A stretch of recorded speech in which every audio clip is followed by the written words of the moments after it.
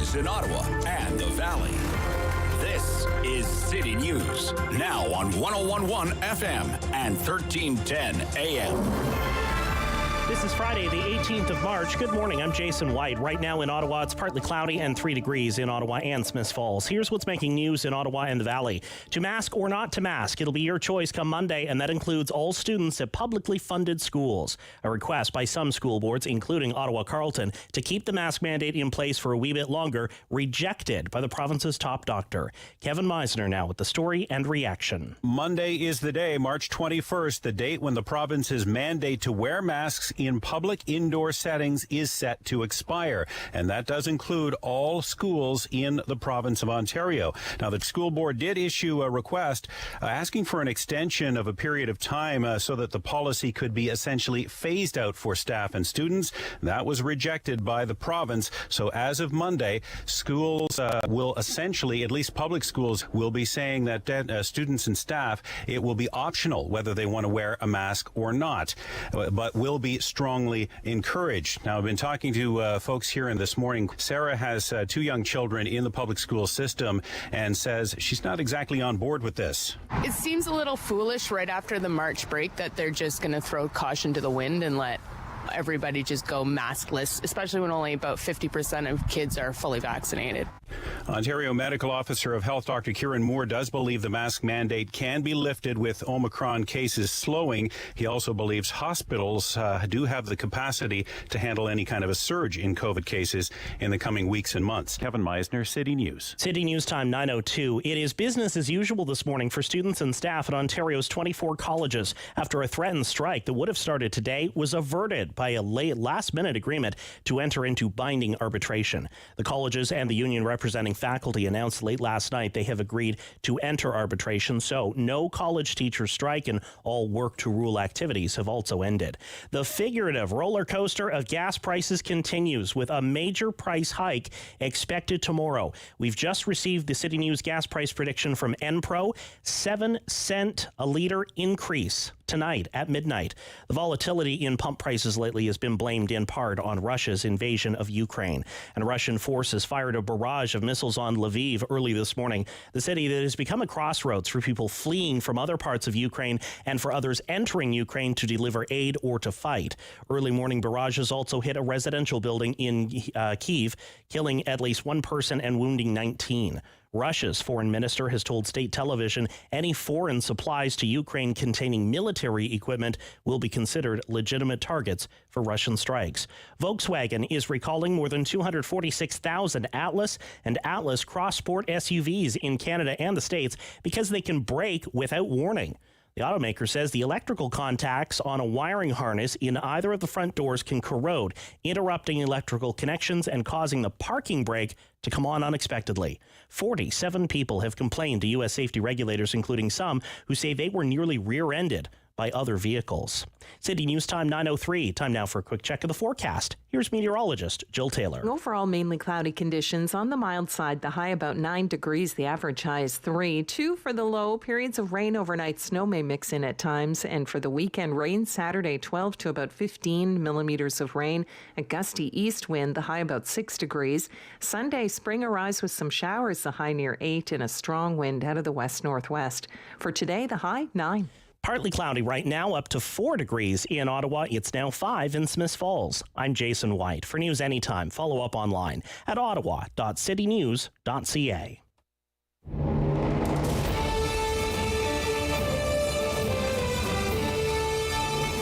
Separating headlines from hearsay. It's the Rob Snow Show on Rogers TV and City News. 101.1 FM and 1310 AM. Friday. We made it. We made it. I was away for a few days. Thanks to everyone who stepped in to cover for me. I'm down 8 pounds in 4 days.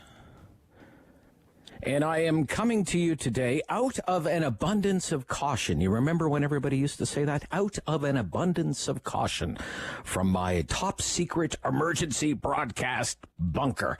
And look, thanks for spending all week with us here at City News and part of your day today. David is back in the studio, and David runs the show. And he's lined up a great show for us this morning. Coming up, he's been minding Ottawa's business all week. Tom Korski will be here, the managing editor of Ottawa's Blacklock's reporter. His team had lots of interesting stories this week about what's happening in government circles right now within the machinations of Parliament in the aftermath of the truckers' protest.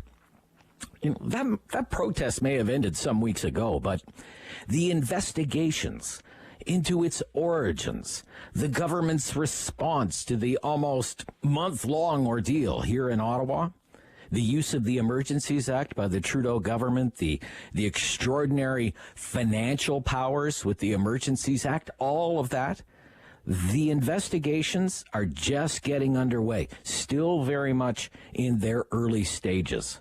As well, and a few stories about the federal budget. The federal budget is going to be a big...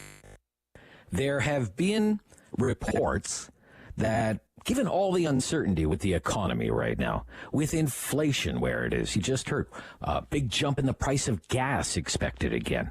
We have Russia's invasion of Ukraine, just making the inflationary pressures that much worse. And with the Bank of Canada now tightening, in other words, now raising interest rates, there are reports that this next federal budget, well, it's being billed as a back-to-basics budget, okay? Back to basics, like food basics. Now, what one person might consider basic from the government might be something else entirely to another taxpayer or to another voter.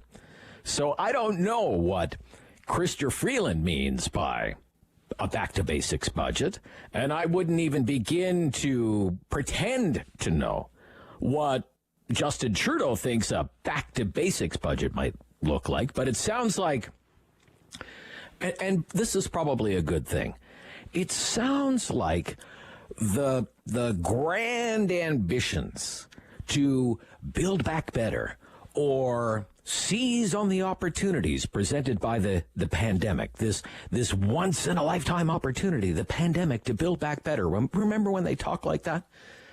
It sounds like those days might be over, at least for now, and it's back to basics. So we'll get into some of the pre-budget talk that's happening on Parliament Hill with the help of the great Tom Korski. Also on the show this morning, the wonderful Kate Harrison, Vice Chair, Summa Strategies. She's more on the right side of things. And we're going to talk about federal politics. We're going to talk a lot about federal politics. And in particular, the race to be the next leader of the Conservative Party of Canada. So far, and I mean, it's early days. It is early days.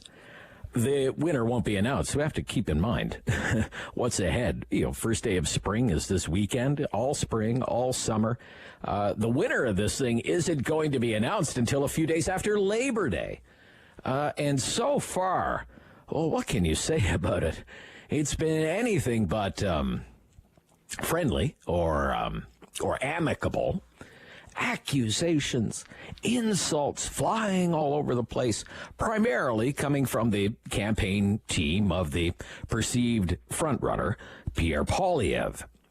He was the first out of the gate, the first to announce his candidacy, and then he wasted no time at all doing what he does best, right? Going on the attack. First, attacking Jean Charest, and most recently, attacking Patrick Brown. And I'm sure you've heard some of the lines of attack by now. For example, Jean Charest, the former Mulroney cabinet minister, the former Quebec premier. Jean Charest is a liberal. right? Attack number one on Jean Charest. He's not a conservative. Okay? He's a liberal. And even though that means he was a Quebec liberal, which some might say is kind of playing fast and loose with the idea of being a liberal. Because in Quebec, during that time, when Charest was the liberal premier of Quebec, being the liberal premier of Quebec meant you were the federalist. You were the one fighting the separatist horde. You were keeping the separatists at bay. You were fighting the Parti Québécois. But, nuance, right? No matter for the Poilievre team. A liberal is a liberal is a liberal. And whether you're a Quebec liberal or not, a liberal is a liberal is a liberal.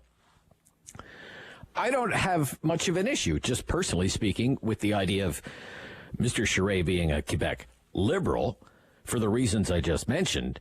It's the Huawei issue is much more of a concern for me, and that has not gone unmentioned by the Poilievre team either. The idea that Jean Charest did work for Huawei. He tries to explain it away as being work on 5G. No matter. You're working with Huawei while they're holding Canadians hostage in China. So that's much more of a concern for me. And as for Brown versus Poilievre, they've been going at each other as well. With the Poilievre campaign using very unparliamentary language. Calling Patrick Brown a liar who lies all the time. And then Patrick Brown, Mayor of Brampton, Mayor Brown, who enjoys great support in the ethnically diverse parts of the GTA, like Brampton. He has taken the Poilievre people to task for the ill-advised 2015 policies about things like face coverings during citizenship ceremonies and, the awful idea of a snitch line that the Harper people were pitching back then. I mean, the Conservatives are still trying to climb their way out of those. It created in both the run-up and eventually during the 2015 election campaign. So, I mean, the Conservative Party leadership race, I mean, the gloves are off, and it is just a bare-knuckled fight. And Kate Harrison, she knows all the players. She knows all the context, the backstory of the issues. And she's going to join us, as will Derick Fage. Derick Fage is, I mean, he's the busiest person in the Ottawa media, especially this week. Just a marathon week for him. And if things go south here in the emergency broadcast bunker, we may need to call upon Derick to pitch hit again. I hope not. Steve Warne on sports from the Sens Nation podcast, sensnationhockey.com. Not a great week to be an Ottawa Senators fan. Our team is on a losing streak, and a lot of their best players and highest paid players on the sidelines because of injuries. There's the NHL trade deadline, and if you're the Ottawa Senators fans, you know it. When was the last time the Ottawa Senators were buyers at the NHL trade deadline? Many seasons. If anything, what Senators fans have become used to is our team trading away its best players around the trade deadline. So we'll get the scoop on all the trade deadline drama, if there is any, involving the Ottawa Senators. We'll do the Queen's Park Week in Review with rumors of an early election that Ontario Premier Doug Ford might call the provincial election early by about a month. So voting day might be in early May instead, which might mean an election call could happen in just, a few weeks from now, I guess. Why would Premier Ford do such a thing? Well, I think the thinking is to get ahead of any bad turns with the pandemic. If case counts go up, hospitalizations go up because of the reopening, because of the lifting of pandemic health-related restrictions, to get ahead of that. and to get ahead of any bad economic news. And has there been any great economic news lately? You know, sky-high gas prices. You were the premier who said you were going to lower the price of gas. So all of that is in the mix. We'll get into it right after the 11:30 news this morning with our panel of MPPs. And we will do the Talkback Hour. That comes up between 10 and 11 o'clock every morning here on the Rob Snow Show. It's the Friday free-for-all today, so it's wide open on topics. We don't come up with the topics. You come up with the topics. We just do our best to roll with it. We usually end up talking about things that are in the news because we're in the news business around here, and if you're listening to this show, you're probably a news junkie. But it doesn't have to be in the news. It's not carved in stone. It's your call. It doesn't have to be about a news story at all. Maybe it's something that you think should be in the news, whatever it happens to be. We want to hear it, and within reason, we're usually good to go. At 750-1310, 750-1310, 613-750-1310, after the 10 o'clock news. It's always an adventure, and this is what today is about, adventures in talk radio on the Rob Snow Show on City News.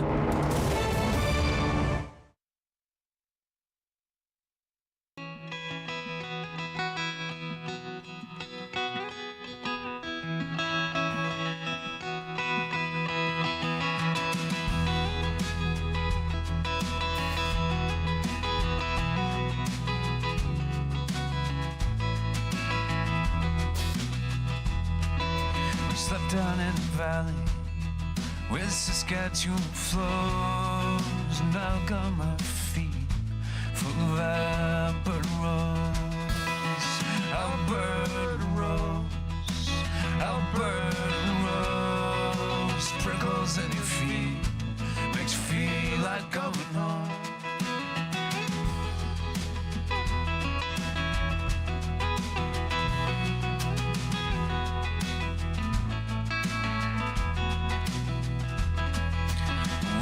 To the city, I had myself a seat down in the park where the beer was cheap.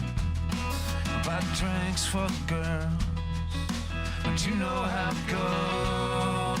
Got myself pretty by an Alberta rose, Alberta rose, Alberta rose, prickles in your feet. Makes you feel like going home. Alberta rose, Alberta rose, prickles in your feet. Makes you feel like going home.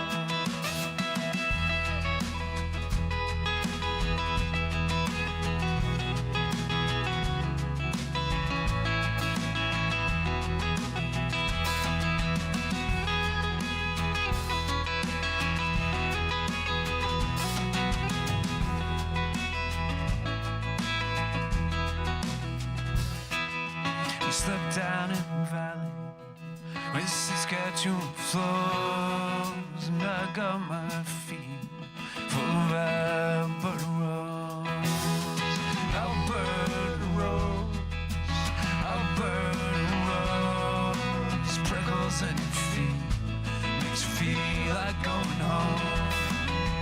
Alberta rose, Alberta rose, prickles in your feet. Makes you feel like going home.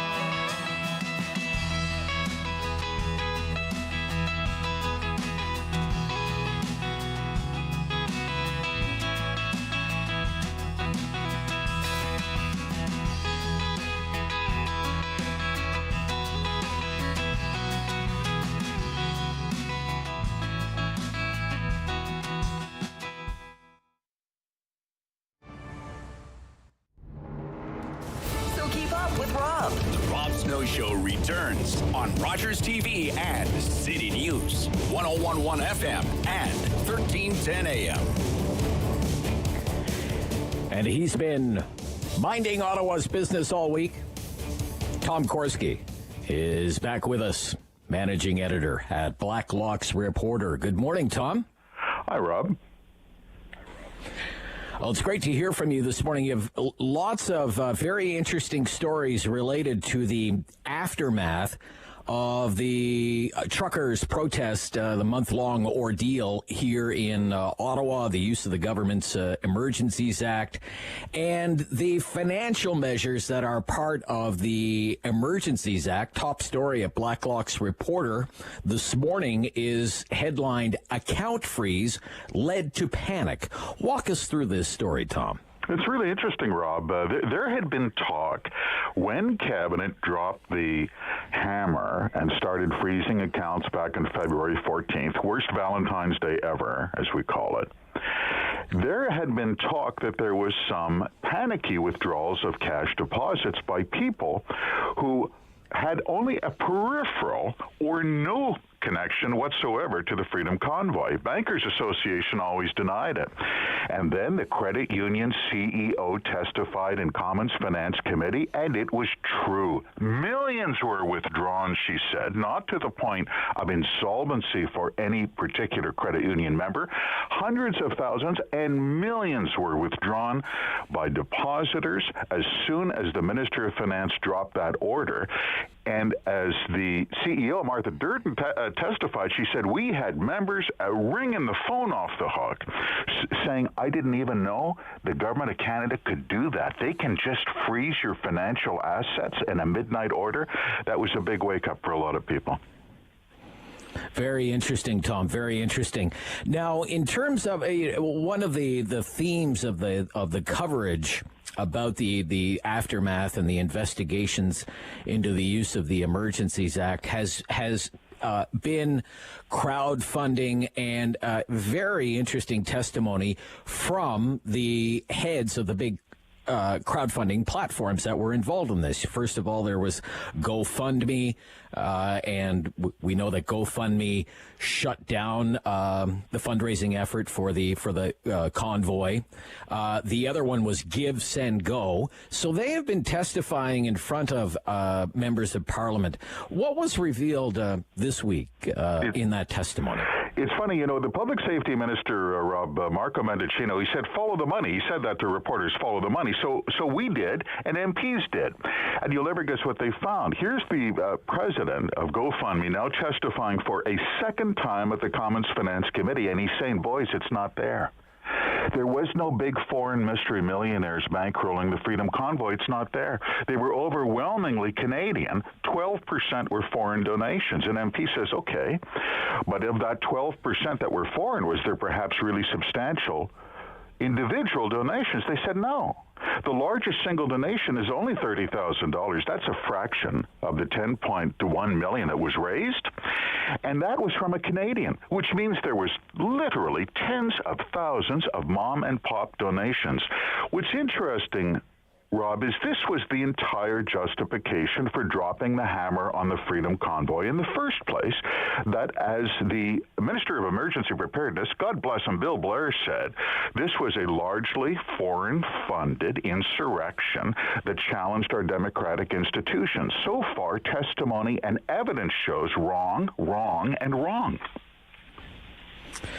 And in fact, as part of the Emergencies Act, one of the built-in measures of the Emergencies Act, which replaced the old War Measures Act, is the need for this justification or this explanation, Tom. This is the nature of the threat. This is why we believe that we have to take these extraordinary measures that no other law in the country can deal with, except for this law. And part of it was there is foreign money funneling into the country that is having a detrimental impact on Canadian society, even so much so that it threatens our territorial sovereignty, the integrity and territorial sovereignty of Canada.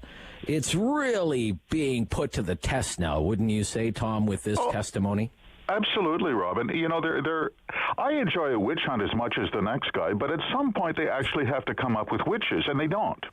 And Cabinet has a problem. You know, there was a safe gap measure that was written into that Emergencies Act when Parliament passed it way back 40 years ago. And it was there must be an inquiry. You don't have a choice, and there will be an inquiry. They had their first organizational meeting, 11 members, some very senior, smart people from all parties that are in this inquiry, and they have a year to get to the bottom of it. And Cabinet, now that means, has a year to start coming up with some actual witches to justify their witch hunt in the first place. So far, it doesn't look good, but it won't be dull, Rob. Okay. And it's not just members of Parliament. I noticed through your coverage that one of the members of the committee is Vern White, the former Ottawa police chief. So it'll be interesting to see how all of that goes. Absolutely. White was not sympathetic to the truckers, but he does have the expertise on security, and he would be the guy to know. Now, the definition of being fully vaccinated. We've been wondering. Some have been wondering, because it was two shots, and then the booster came along, and what would be the requirement, especially for federal public servants, largest employer here in the Ottawa area. We know about the vaccine mandate for the public service. Is that going to eventually mean 3 doses instead of 2? What is the health minister saying, the federal health minister? He said right now it is as it is, but it did not inspire confidence. I have to be candid, Rob. God bless him.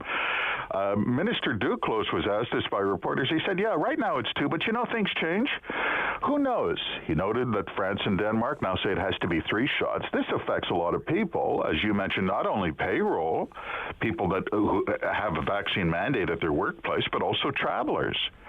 Could it change? Well, he said, well, who knows really what's in the future? Maybe there'll be variants. I don't know. So we're watching things that are beyond our control, he said. So that...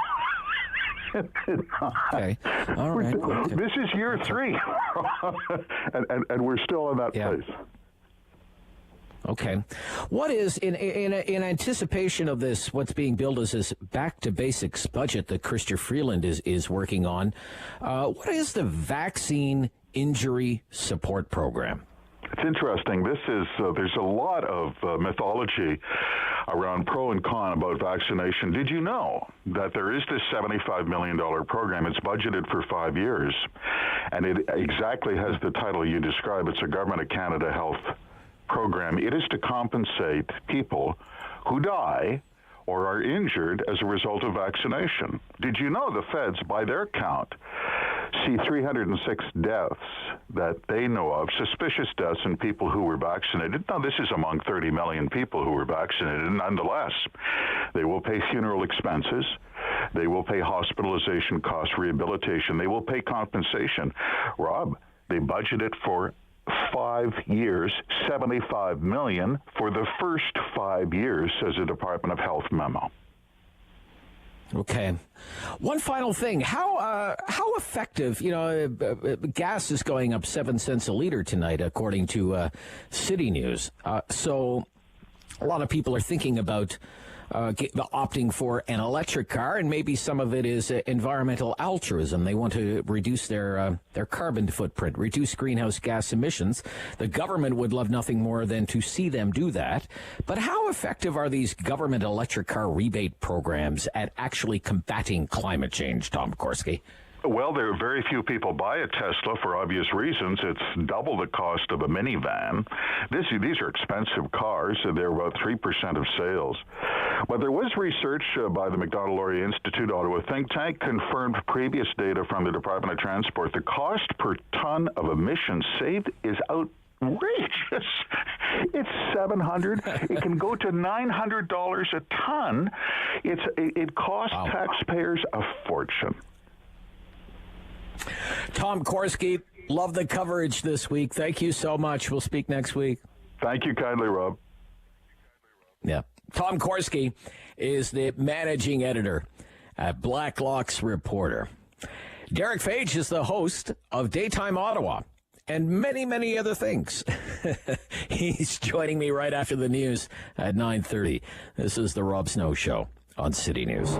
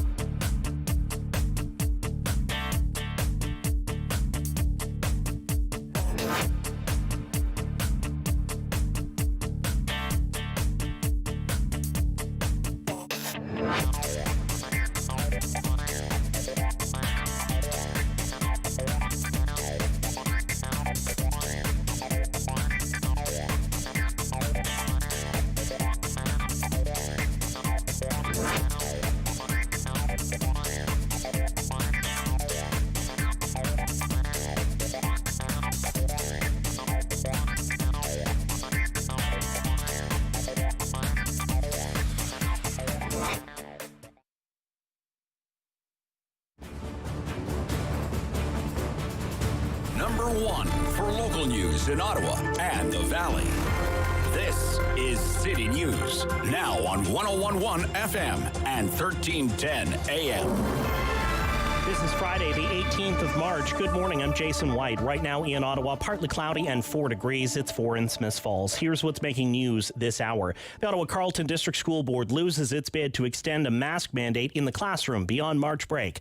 Ontario's top doctor denied requests from Ottawa Carleton and at least 2 other boards in Southern Ontario. It is business as usual at Ontario's colleges this morning. A threatened strike that was to begin today has been averted at the last minute. The Union for College Faculty and the colleges announcing a deal late last night. Barhaven's MPP and City Councillor will make an announcement this morning. No details yet, but Nepean MPP Lisa McLeod's office says it will benefit the drivers of Barhaven. The announcement scheduled for 11:45 this morning. This will not benefit the drivers of Barhaven. Another big jump in the pump price expected tonight. Enpro tells City News the price of gas will go up by 7 cents a litre at midnight. City News Time, 9:32. I'm Jason White. For news anytime, follow up online at ottawa.citynews.ca. Firm. Fair. Fun. The Rob Snow Show returns On Rogers TV and City News, 101.1 FM. and 1310 AM. Yep, great to be back. Been away all week.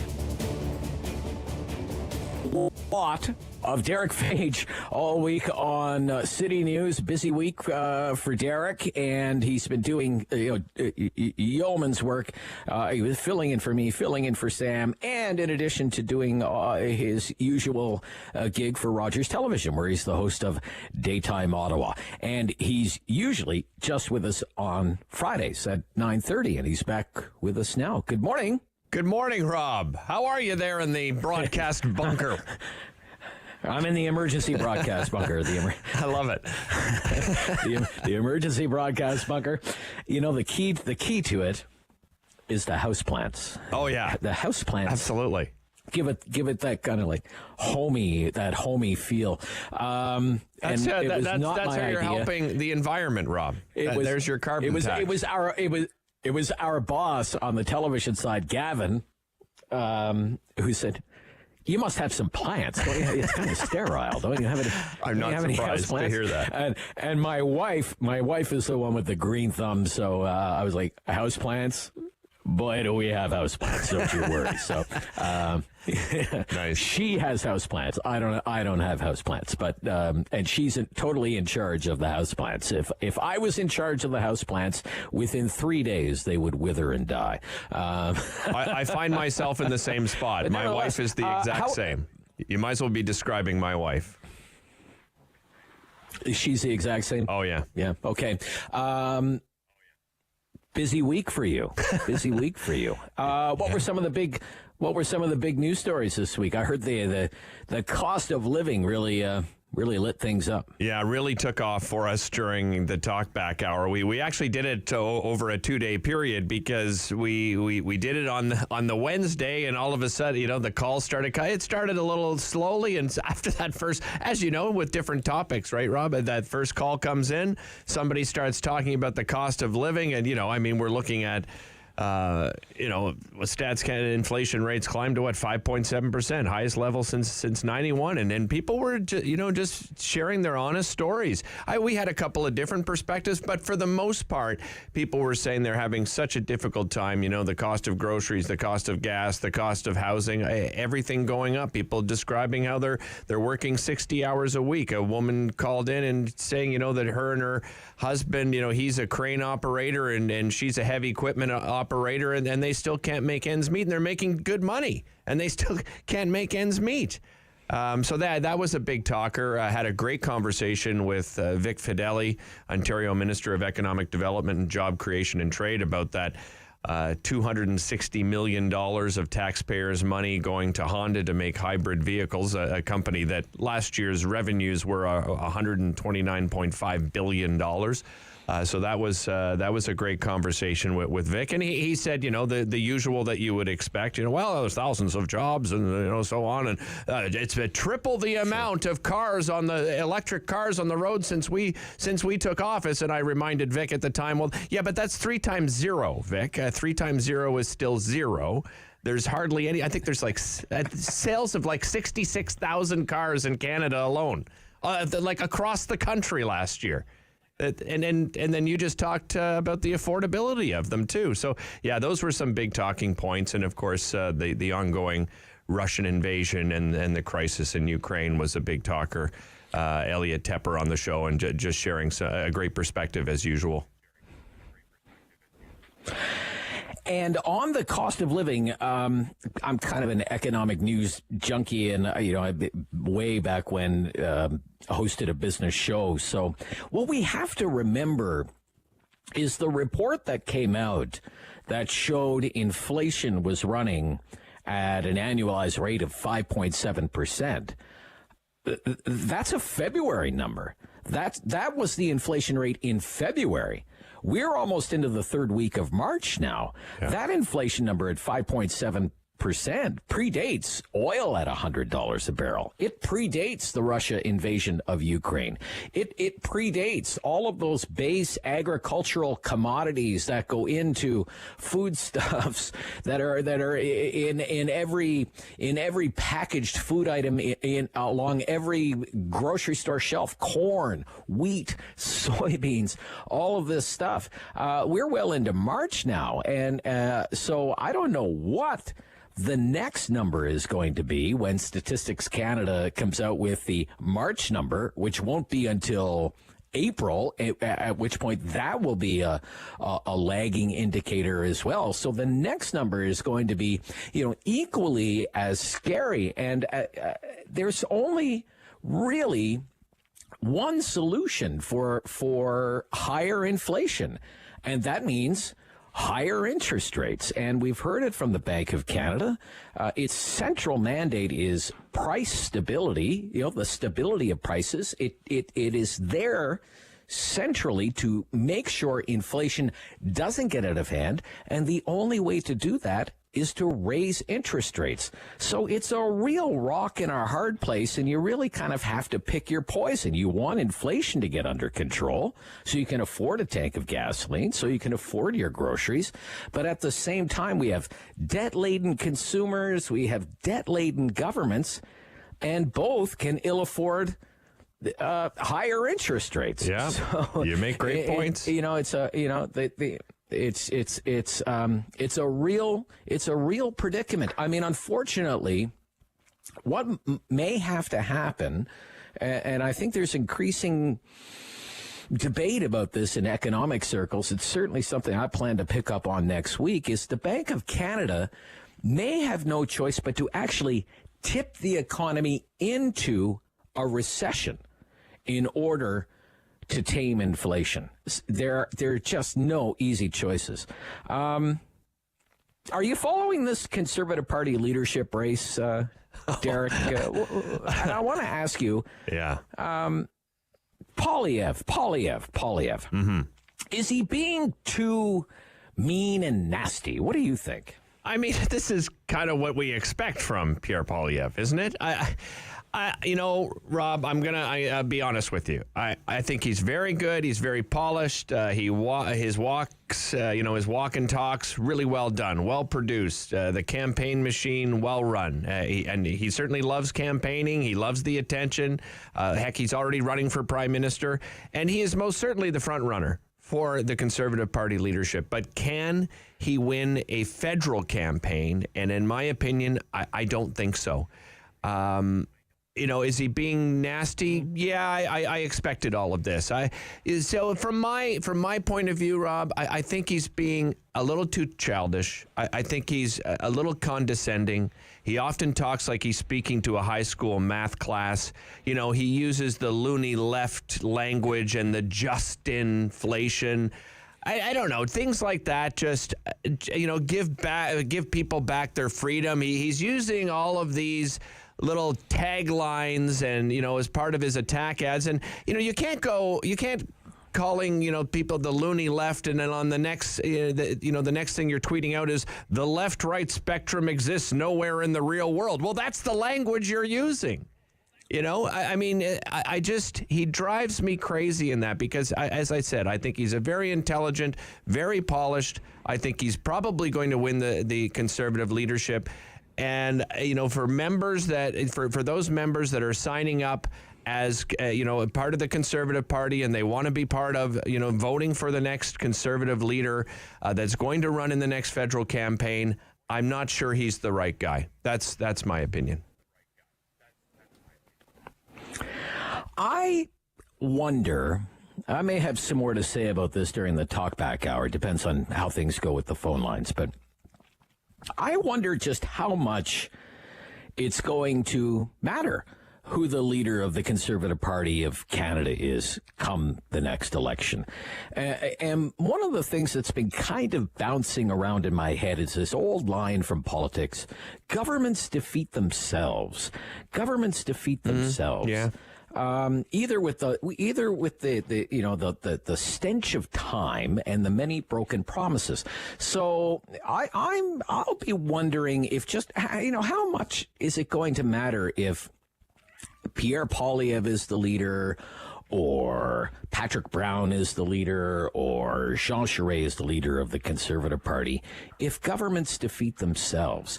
If Mr. Trudeau is running in the next election, working from the assumption the election is, say, 2 years from now, maybe 3 years at the most. Well, Mr. Trudeau will have been around for, by that time, 8 years.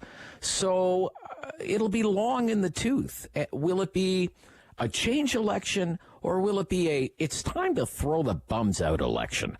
Will people have, be so fed up with seeing Mr. Trudeau on their television screen that they're ready to throw the bums out, and they don't care if it's Poilievre or Brown or Charest. By the time Kathleen Wynne was asking to be reelected in the last provincial election, that was not only a change election, that was a let's throw the bums out election. And you see the results. She barely hung on to her own seat. They won 7 seats in total, lost official party status. It was the Ontario Liberals' worst performance since Confederation. They wanted to throw the bums out. Did it matter if it was Doug Ford or Christine Elliott or Patrick Brown? No, at that time. And I just wonder how much of it is going to matter come the next federal election. And if the Liberal leader is not Justin Trudeau, but instead it's somebody like Chrysler Freeland, then that changes the dynamic completely. It changes it completely. Now, we don't have a lot of time left, but I want to talk about this interesting column in the Citizen this morning. It's about the proposed, it's been billed as the mega shelter. The opponents of it call it, it's a mega shelter for the Salvation Army on Montreal Road, leaving the Booth Center in the Byward Market and building this new, very large, modern facility on Montreal Road. Many opponents. I can understand if you're a business owner or you have property along Montreal Road, you had wanted something more than a big homeless shelter. You were hoping that when that motel was demolished, it would make way for, say, a big condo tower or a whole housing development, an infill development that would spur some kind of maybe renewed gentrification, if you will, for Montreal Road. You don't want the Salvation Army. But the fact is, the need is there, and that's what this column argues in the Ottawa Citizen. One thing, just before I get your opinion on this, one thing we have to remember about the Salvation Army. This is the Salvation Army that is feeding the hungry, that is housing the homeless, that is giving the jobless job skills, that is helping the addicted get off drugs, deal with their substance abuse issues. It's not the city that's doing this. Yeah. This is the Salvation Army that is doing this. It's not the city.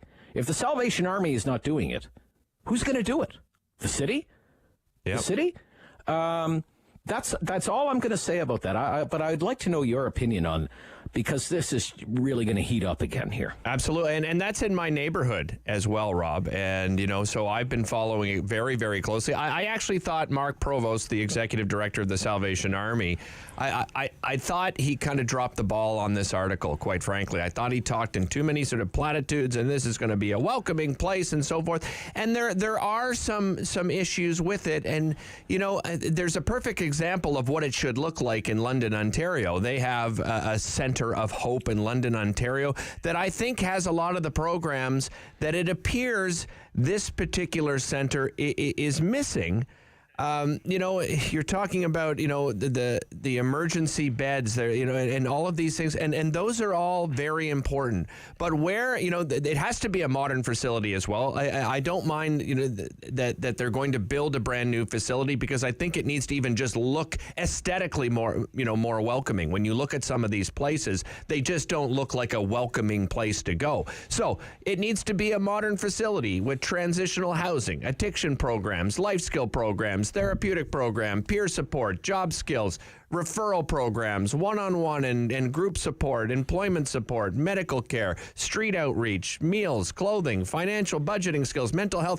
Like, that's what Marc should have described in this article, that it will include all those things, because a housing facility alone is not what we need. We need the programs in order to get people to transition to real housing in our community, to work with them on their mental health and so many other skills, Rob. And that's where I think that he dropped the ball. I don't mind where the facility is going. I just think they can do a better job of how they are proposing this facility and what it should look like and what type of programs should be available. Hey, great points. Great points. Thanks for all your hard work this week, Derick Fage, and we'll speak again next week. All right. Thank you, Rob. Take care. Derick Fage, the host of Daytime Ottawa and a man of many skills. We're back with Kate Harrison. We'll talk federal politics, budgets, Conservative Party leadership race here on the Rob Snow Show on City News.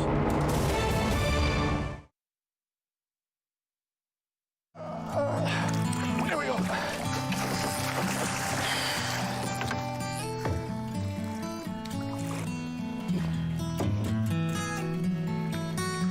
Hey, going back in, okay?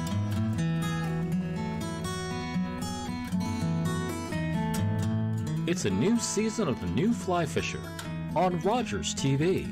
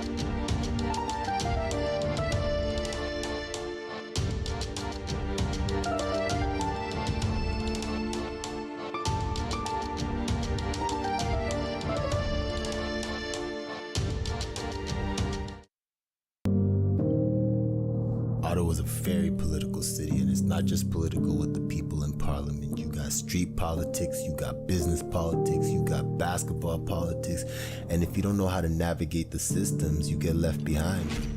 I did. They thought I went crazy. They thought I was dead. I was. But it's never too late to heal, to rebuild, to reinvent yourself. Prezi.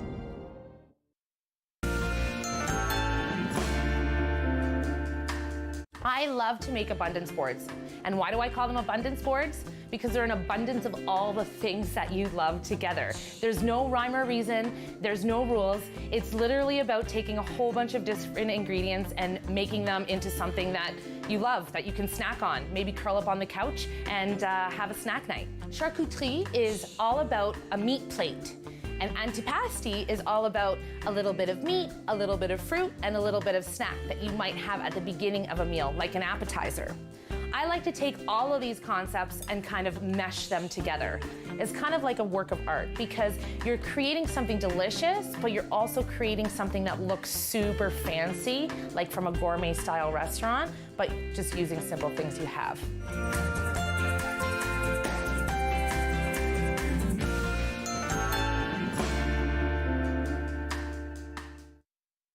Our outdoor dining.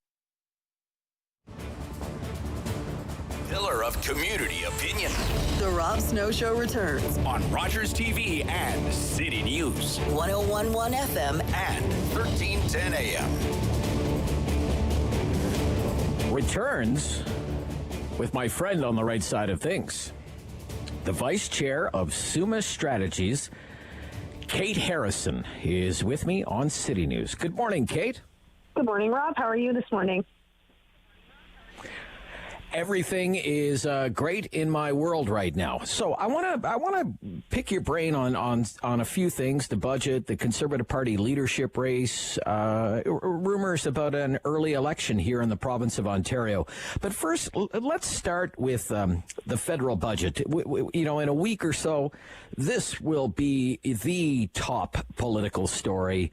What are Trudeau and Freeland planning for the budget, given all of the uncertainty, the rise in inflation, the anxiety about the increases in the cost of living, Russia's invasion of Ukraine, the Bank of Canada's raising interest rates. So you have all of these things.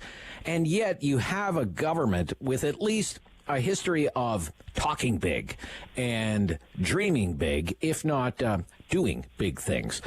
So it's being billed already as a back to basics budget, that the next federal budget from Chrystia Freeland is going to be a back budget. What do you think that means? It's a nice way of saying we've had to rewrite this thing because we didn't foresee global events shaking out the way that they were. I think this is now the fourth or fifth year in a row that they've had to go, quote unquote, back to basics, revisit the budget because of COVID and any number of other things, elections, et cetera. So I think we're going to see something that's pretty pared down, probably from what the Liberals had wanted to unveil. This is obviously their first budget since the election. One could argue that it's kind of their biggest budget since COVID, because the other documents we kind of got were financial updates and statements, et cetera, not these big, bold documents that you're used to seeing around budget time. So I think we're going to see something pretty thin in terms of how it addresses cost of living and inflation.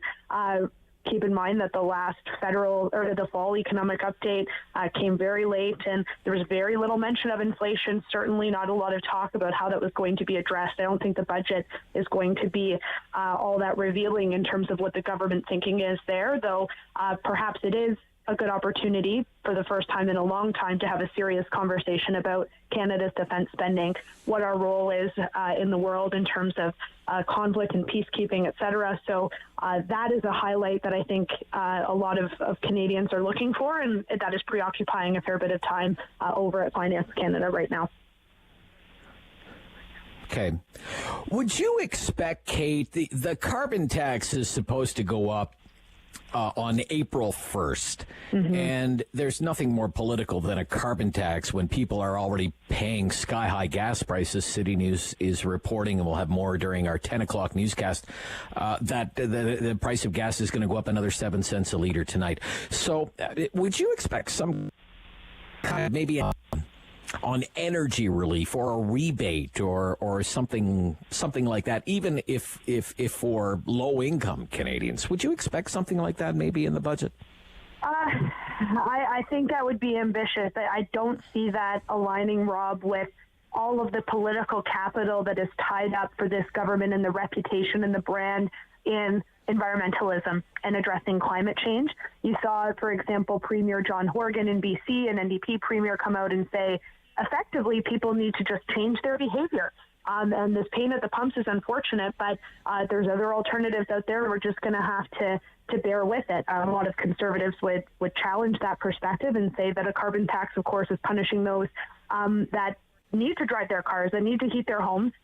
This is not a middle-class tax. This is going to disproportionately affect low-income Canadians. I don't think that the Liberals are going to be all that mindful about that with this April 1 increase. I think that they're going to forge ahead. Maybe they'll have something new to offer.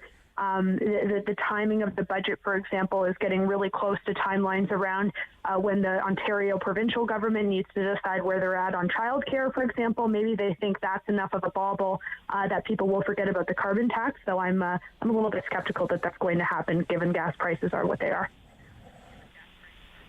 Okay.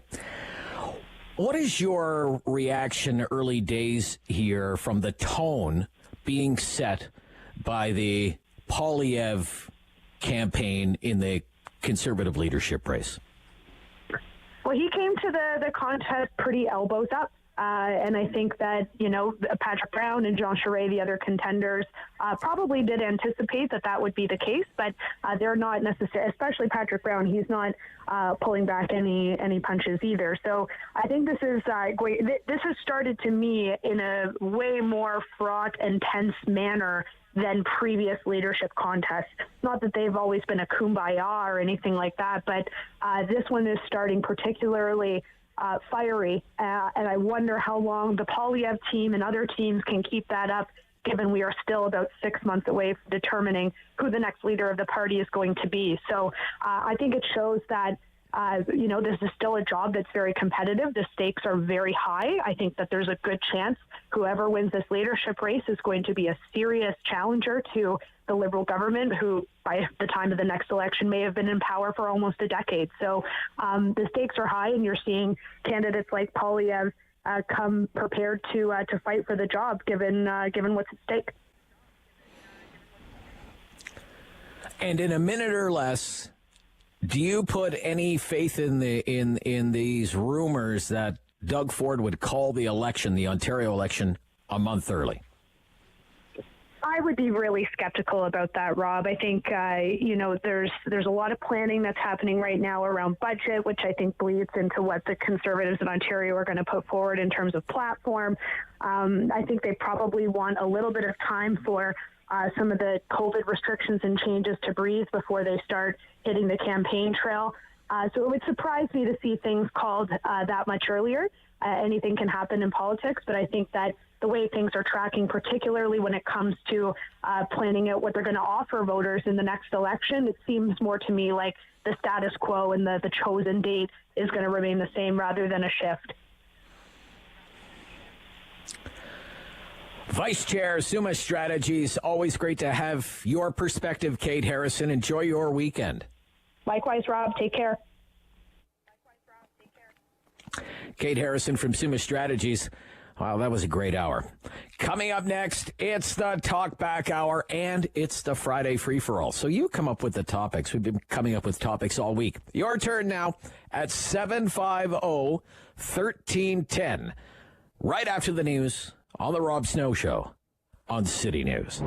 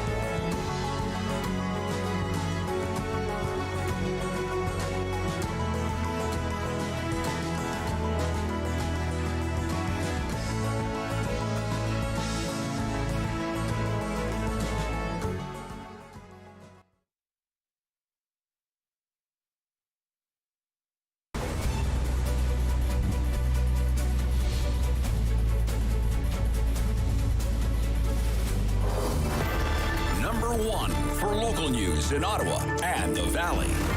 This is City News, now on 101.1 FM and 1310 AM.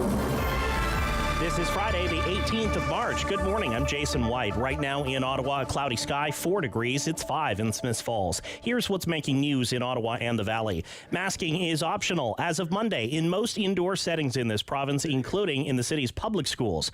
The Ottawa Carleton District School Board losing its bid to keep mandatory masking in place a little bit longer. Our Kevin Meisner with the story and reaction. That was rejected by the province. So as of Monday, wearing a mask will be optional everywhere in Ontario, including in schools after the March break.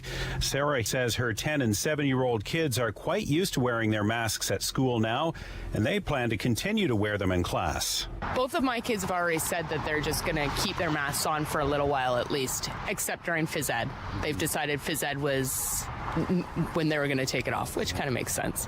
And Jordan tells me he isn't so sure keeping the mask mandate in place in schools would actually accomplish anything with masking lifted everywhere else. You know, they're going home to communities where people aren't wearing the mask, so I don't understand why they'd have to wear a mask at school when they don't wear it when they go home, or when they're going out to the restaurants or anywhere else, hockey arenas, all these things, right? If you're going to lift one, you're going to lift them all. The Elementary Teachers Federation says it opposes the province's end to the mask mandate in schools and says it's concerned about what it calls the government's undermining of Ontario school boards. Kevin Meisner, City News.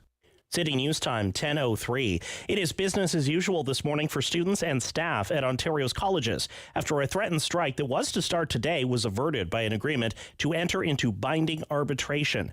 The colleges and the union representing faculty announced the deal late last night, so no college teacher strike today, and all work to rule strike activities have also ended. Happening now, a phone call is underway between U.S. President Joe Biden and China's Xi Jinping, speaking as the White House has warned Beijing that providing military or economic assistance to Russia's invasion of Ukraine will trigger severe consequences from Washington and abroad. The White House press secretary says Biden will question Xi about Beijing's rhetorical support of Putin and China's failure to denounce Russia's actions.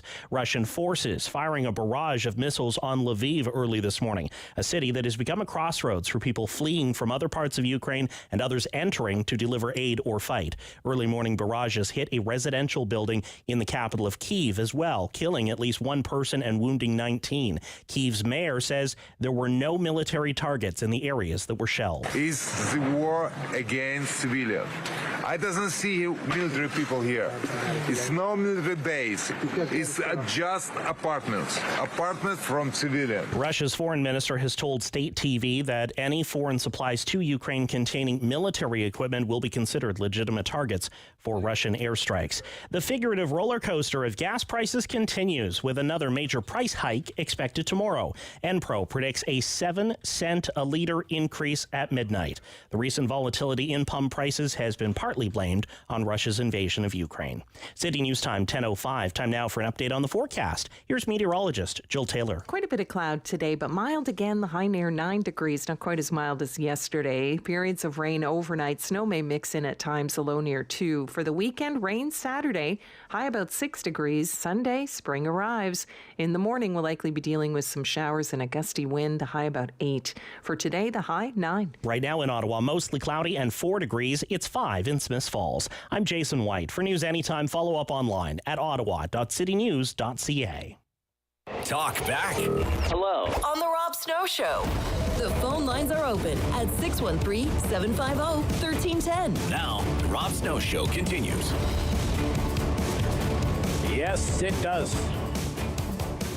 From his emergency broadcast bunker. And it's the Friday free-for-all, and that's our favorite hour of the week around here. At 750-1310, 750-1310, 613-750-1310. Our favorite hour of the week because we don't do the heavy lifting, okay? We don't come up with the topics for the Talkback Hour. You come up with the topics. That's your job, okay? And we just do our best to roll with it.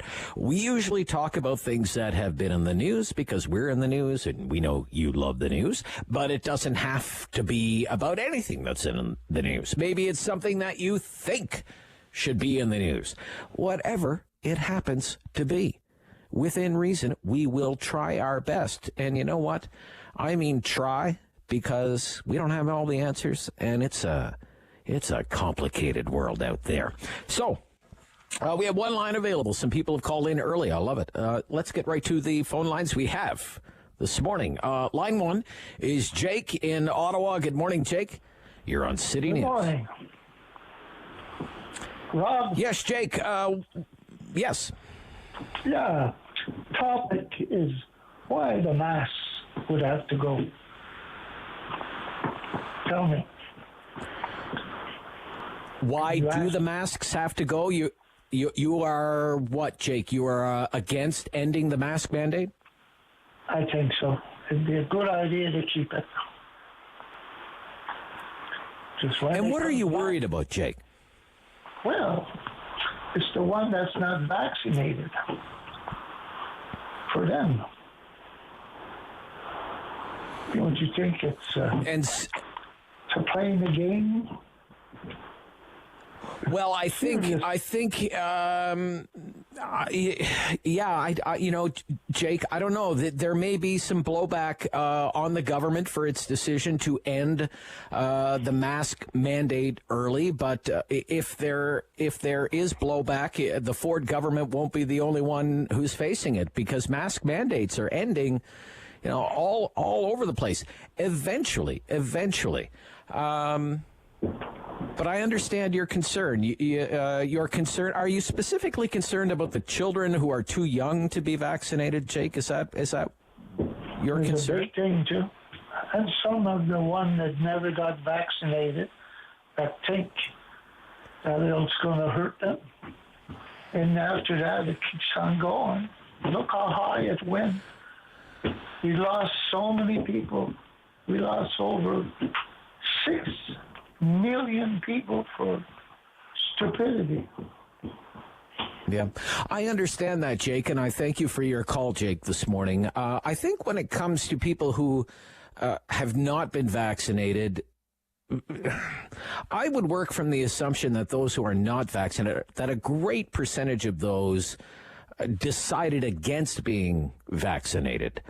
And then I would also work from the assumption, I know this is assuming a lot of people, and you know what happens when you assume, that if you're not going to be vaccinated, I'm not sure how serious you would take a mask mandate to begin with. With young children, I can understand the concern. Grown men and women who refuse to be vaccinated, is there great concern to be had for them because we're ending the mask mandate? I don't know if I'm totally there with you on that, Jake. Up next, Brian, you're on City News. Good morning. Hey, Rob. First thing, I'd like to nominate Blacklock's reporter for the Order of Canada. This guy does more than the entire legacy media combined. He's fantastic. He's just great. And Tom Korski, Holly Doan, their entire team, they do such great work. What they do is a lot of work that the press gallery used to do, the so-called legacy media, if you want to call it that. But just because of the state of the media these days, cutbacks, layoffs, the availability of resources, a lot of those, outlets don't have the time or probably even the inclination to do a lot of that work anymore. And that is, I think, opened up a niche for a news organization like Blacklock's to go in there and fill that void. The thing with Blacklock's is, it's independent, doesn't take government money, and it relies on subscriptions, and the subscription is not cheap. I subscribe because I think it's totally worth the money. So the problem is first of all, is the press gallery, because like Pierre Poilievre, a lot of people like to jump on Pierre and they call him all sorts of names, but Pierre's big thing is telling the truth and asking for facts, and the press gallery don't like that. Now, usually something coming from the press gallery might as well be from the PMO's lips to the press gallery and then out to the rest of the media. I mean, the media, if they want to get back their credibility and some money, then they've got to stop taking money from the government. Even if they are being honest, they're tarred. Like you said before, they're always going to be smeared with, you're taking the Liberals' money, so how can you be objective? Yeah, well, I would point out when it comes to this, whatever you want to call it, government support for the media, it was only the print media. That assistance package was only for the print media. I'm in broadcast media. Believe you me, there's no money coming to me from Mr. Trudeau. No, and that's painfully obvious. Okay, that the CBC, right? That's broadcast media, and boy, that is unbelievable. Yeah. I'm not here to judge what they're doing in other media outlets. You called and you say kudos to Tom Korski for the work that their team is doing, and I'm right there with you, Brian, and I thank you for your call today. Brian in Canada. From Brian in Canada, we go to another regular Friday caller. Chris in Blackburn Hamlet. Chris, good morning. You're on City News. Chris. Good morning, Rob. Yeah, I want to talk about Pierre. Now, do you wait, Chris? Do you wait until Friday to call me? You won't call me any other day of the week. You just wait till Friday? I know Friday is just my day. I just kind of digest all the stuff that's happening during the week and pick what story interests me. I'm going to try and call more often, though, maybe earlier in the week. Okay. Yeah. What interests you today?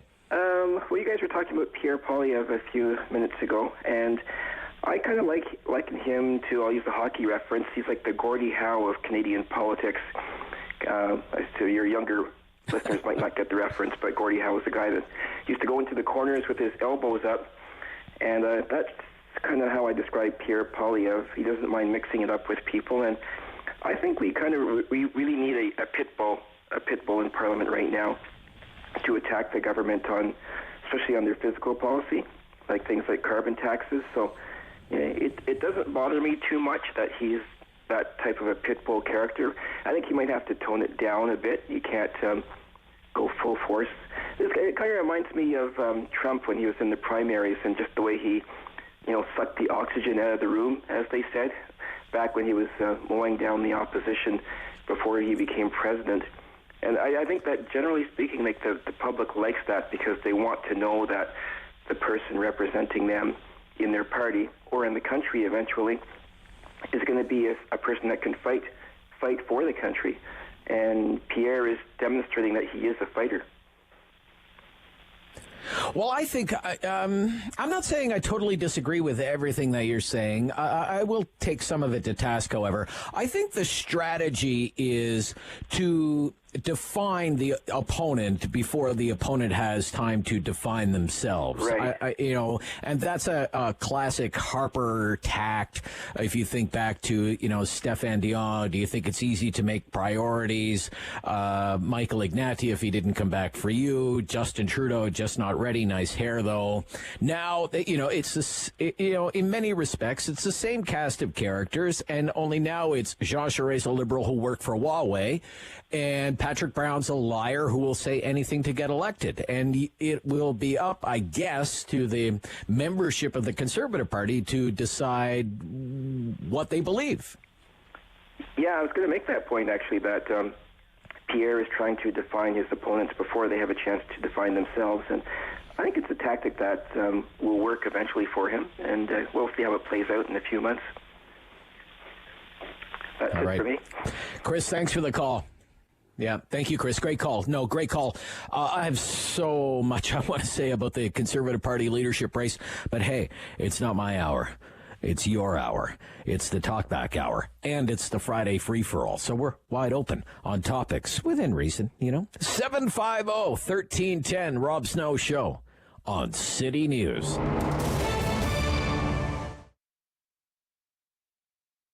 It's so important, and I know I do come on and I talk about this a lot, but every 60 seconds somebody in Canada needs blood, and so it's important to keep reinstilling the message of donating and continuing to get new blood donors to come into our system to support. We have 1 in 2 Canadians who are in need of blood at any given time, but only 1 in 81 people actually donate. So we need to improve those statistics. Yeah, and helping to improve those statistics, you guys are always coming up with new campaigns, and you've got a new campaign now. Tell me about the campaign. Absolutely. Yeah, no, I'm happy to. It's kind of about Canadians. We sacrifice everything for people we know and for people we don't. Canadians show up for other Canadians, and we do this out of the goodness of our heart. And right now, especially right now, through the pandemic and, the winter months and the snowstorms, we've had a lot of canceled appointments. We've had, a decline in the number of people who are able to show up for their appointments. And right now, what we really need is for everybody who's eligible to hear the call to show up for patients. So patients in Canada need blood. We want you to show up. We want you to say we're here for you. And with currently only 4% of Canadians who donate blood, we want more people to show up and improve those numbers and really make sure that the hospital patients are comfortable and that they know that blood will always be there for them when and where they need it. Yeah, and Jan, you mentioned the pandemic, right? And that probably, as you said, had it's one of the biggest reasons why people perhaps have stopped. But you do have health and safety protocols, and we want to encourage people and let them know that those health and safety protocols remain in place. Let's talk a little bit about those. Absolutely. Well, first of all, our workforce, our volunteers, everybody who works within the blood donor clinic is fully vaccinated. And we have many wellness procedures throughout step by step. If you donated through the pandemic, you'll notice the distancing, you'll notice the wellness stations, the health checks at the front end, some more eligibility criteria, as you can imagine.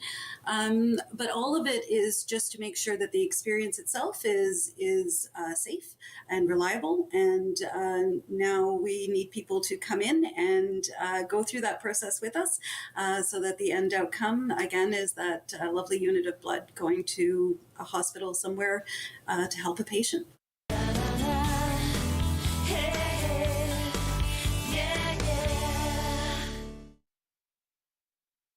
Or say, and call now. 613-750-1310. Friday free-for-all, so we're wide open on topics, but just on the Conservative Party's leadership race, since a few callers have brought that up already, I'd love to know what you think about this so far. One popular opinion seems to be that the Poilievre campaign is just way too mean, just too aggressive, attack, short on ideas, long on nastiness, and what else? The refrain goes like this: what else would you expect from Pierre Poilievre? It's what he does best. It's how he made a name for himself in Ottawa. It's why he is where he is. End of story. All right, that's a popular opinion, but I'd like to know what you think of that opinion. Is that fair comment? 750-1310, or it's the Friday free for all, so we can talk about whatever you want to talk about. It's all about your opinions, not mine. I just happen to be a guy with a few opinions. So, back to the phones. To Pakenham, line 4 is Bill. Good morning. You're on City News. Bill. Hi, Rob. Well, I was going to talk about something else, but first I'd mention Pierre Poilievre. What this country needs right now is a leader that understands the facts, that understands the economy. Some people will say that he's a little bit mean, maybe, but that's what happens when you know what you're talking about. We've had, 8 years of a drama teacher that knows really nothing about the economy and shows no empathy or remorse or anything towards the people that are paying these sky-high fuel prices and food costs. There's nothing that he's talked about that's going to help Canadians at all. And if your listeners like the high cost of food and fuel, then just hang on, because this is the tip of the iceberg for the new normal expenses that you can expect out of Justin Trudeau's Green government. And we have seen the incremental increases in food long before the war in Ukraine. And now the war is a convenient excuse for Trudeau to blame for high prices. Trudeau and Biden have stifled domestic oil production, which is the key to cheaper food production. And their policies have interrupted the supply chain when it comes to vax passports for truckers, regulations, red tape on both trucking and agriculture. I mean, we're being stifled at every corner of the road trying to produce food for this country, and I don't know where it's going to end. But all I know is if it keeps going the way it's going, the consumer is going to pay more and more and more. And when Andrea Horvath was asked last week about, well, could the provincial government lower some of the gas tax on gasoline, and Horvath says, no, we can't do that because we need the tax money for our hospitals. So, I mean, if we run down this green road, where is the government going to get all their extra tax dollars from when people start using less gasoline because they buy electric cars? But unfortunately for agriculture and the trucking industry, neither one of our businesses, neither one of our industries are going to be electrified. There's no charging station in a cornfield for my half-ton truck. There's no charging station for me to move 43.5 metric tons of soybeans or corn from my elevator to the port. There's no electric combine. So, I mean, what are we going to do? I mean, this is just going to be the new normal, and people are letting Justin Trudeau off the hook. It's about time people stood up and start realizing that we are in a bad way in this country because of Justin Trudeau's policies. All right. Feel better? I do. Good. Thank you for your call, Bill, a farmer in Pakenham. Up next, Friday Free for All Talkback Hour, Rob Snow Show here on City News. Highway 401 is Brent. Good morning, Brent. You are on City News. How you doing, Rob? Hello? All good here, Brent. What's on your mind, Brent? I want to talk about the mask mandate people are debating about. Like, I can't see why people are debating about it. All they got to do, if they want to wear it. If they don't, they don't. Like, the school boards and that, they want the children to wear them. But if the Ford government didn't stop it, they'd be complaining that he should have stopped it. Like, it's everybody's choice, right? Just the same as when you got the vaccine. If you wanted the vaccine, you got it. You don't, life goes on. Yeah, so you think it's much ado about nothing, the concern about ending the mask mandate. Okay, I appreciate that. If you want to wear a mask, you can continue to wear a mask. And truth be told, if I go into a crowded place, I'm not sure if I'm all that ready to ditch the mask once and for all. My own choice. Maybe eventually I'll arrive at that place. I'm not there, just yet. I guess, the mask mandate, I guess, as I've seen this debate unfold over the last, week, 10 days, what I don't really understand is when school board trustees became experts in public health. I guess that's I always viewed being a school board trustee as an admirable position to be in, and an elected position, but it in no way makes you any kind of authority on public health. And I think there's quite a bit of politics going on here, that a lot of the trustees are no fans of the Ford government to begin with. And I think they view this as a chance to just poke Doug Ford again.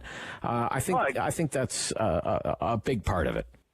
No, I agree with you. Like I said, if I wear it, I'm a truck driver. I wear it anytime I go into an en route or stuff like that, where I'm making the delivery. Like, it doesn't bother me to wear it. If a person there doesn't want to wear it, that's their choice too, right? So,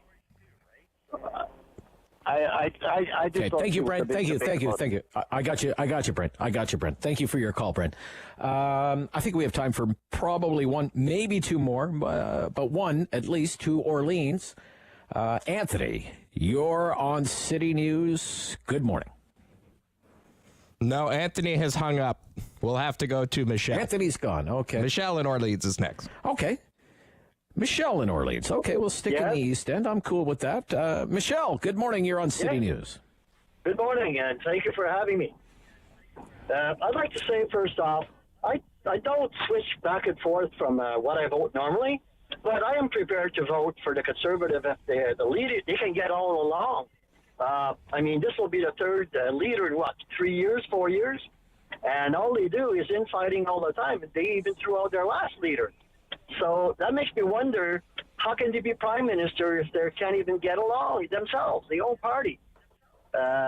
So I don't know. And secondly, too, I believe that the Conservatives will lose vote to the PPC. I believe the anti-vaxxers and the people who are associated with the convoy in Ottawa will probably vote PPC a lot. So that will take votes away from Conservatives. I believe that Mr. Poilievre doesn't have any upswing. It's either you like him or you don't. And thirdly, my final point would be, Mr. Charest did win in Quebec, and I believe he can get some Quebec votes, which are, there's a lot of Liberal votes there too. So he probably could get elected. Yeah. But you have to stop fighting. That's the first thing you have to do. I appreciate that. It's hard in the Conservative Party because there are a lot of different kinds of conservatives. What you really have is a coalition of conservatives. Some are progressive conservatives or red Tories. Especially in Eastern Canada and Atlantic Canada, you have the traditionally soft nationalists in Quebec. You have all kinds of conservatives in Ontario. Bill Davis conservatives, you have Mike Harris conservatives. The further west you move through Ontario and into the prairies, you can get more social conservatives, even hardcore Bible Belt conservatives. I mean, it's if anything, it should give everyone pause and time to reflect on how skillful Stephen Harper managed to hold this coalition together. And what you have right now is a battle on the direction of this party, that it either has to be the progressive, conservative, Eastern Canadian style of conservatism, or it has to be kind of the Western, more Western style conservatism that has a lot of its roots in the Reform Party. When it really doesn't have to be an either or. What they have to do is find a broker. Is Jean Charest that broker? Is Patrick Brown that broker? I'm highly doubtful of that. Is Pierre Poilievre? That's why it really is a battle for the heart and soul of the Conservative Party. All right, halftime, Friday free for all, talkback hour. Back right after the news. This is City News.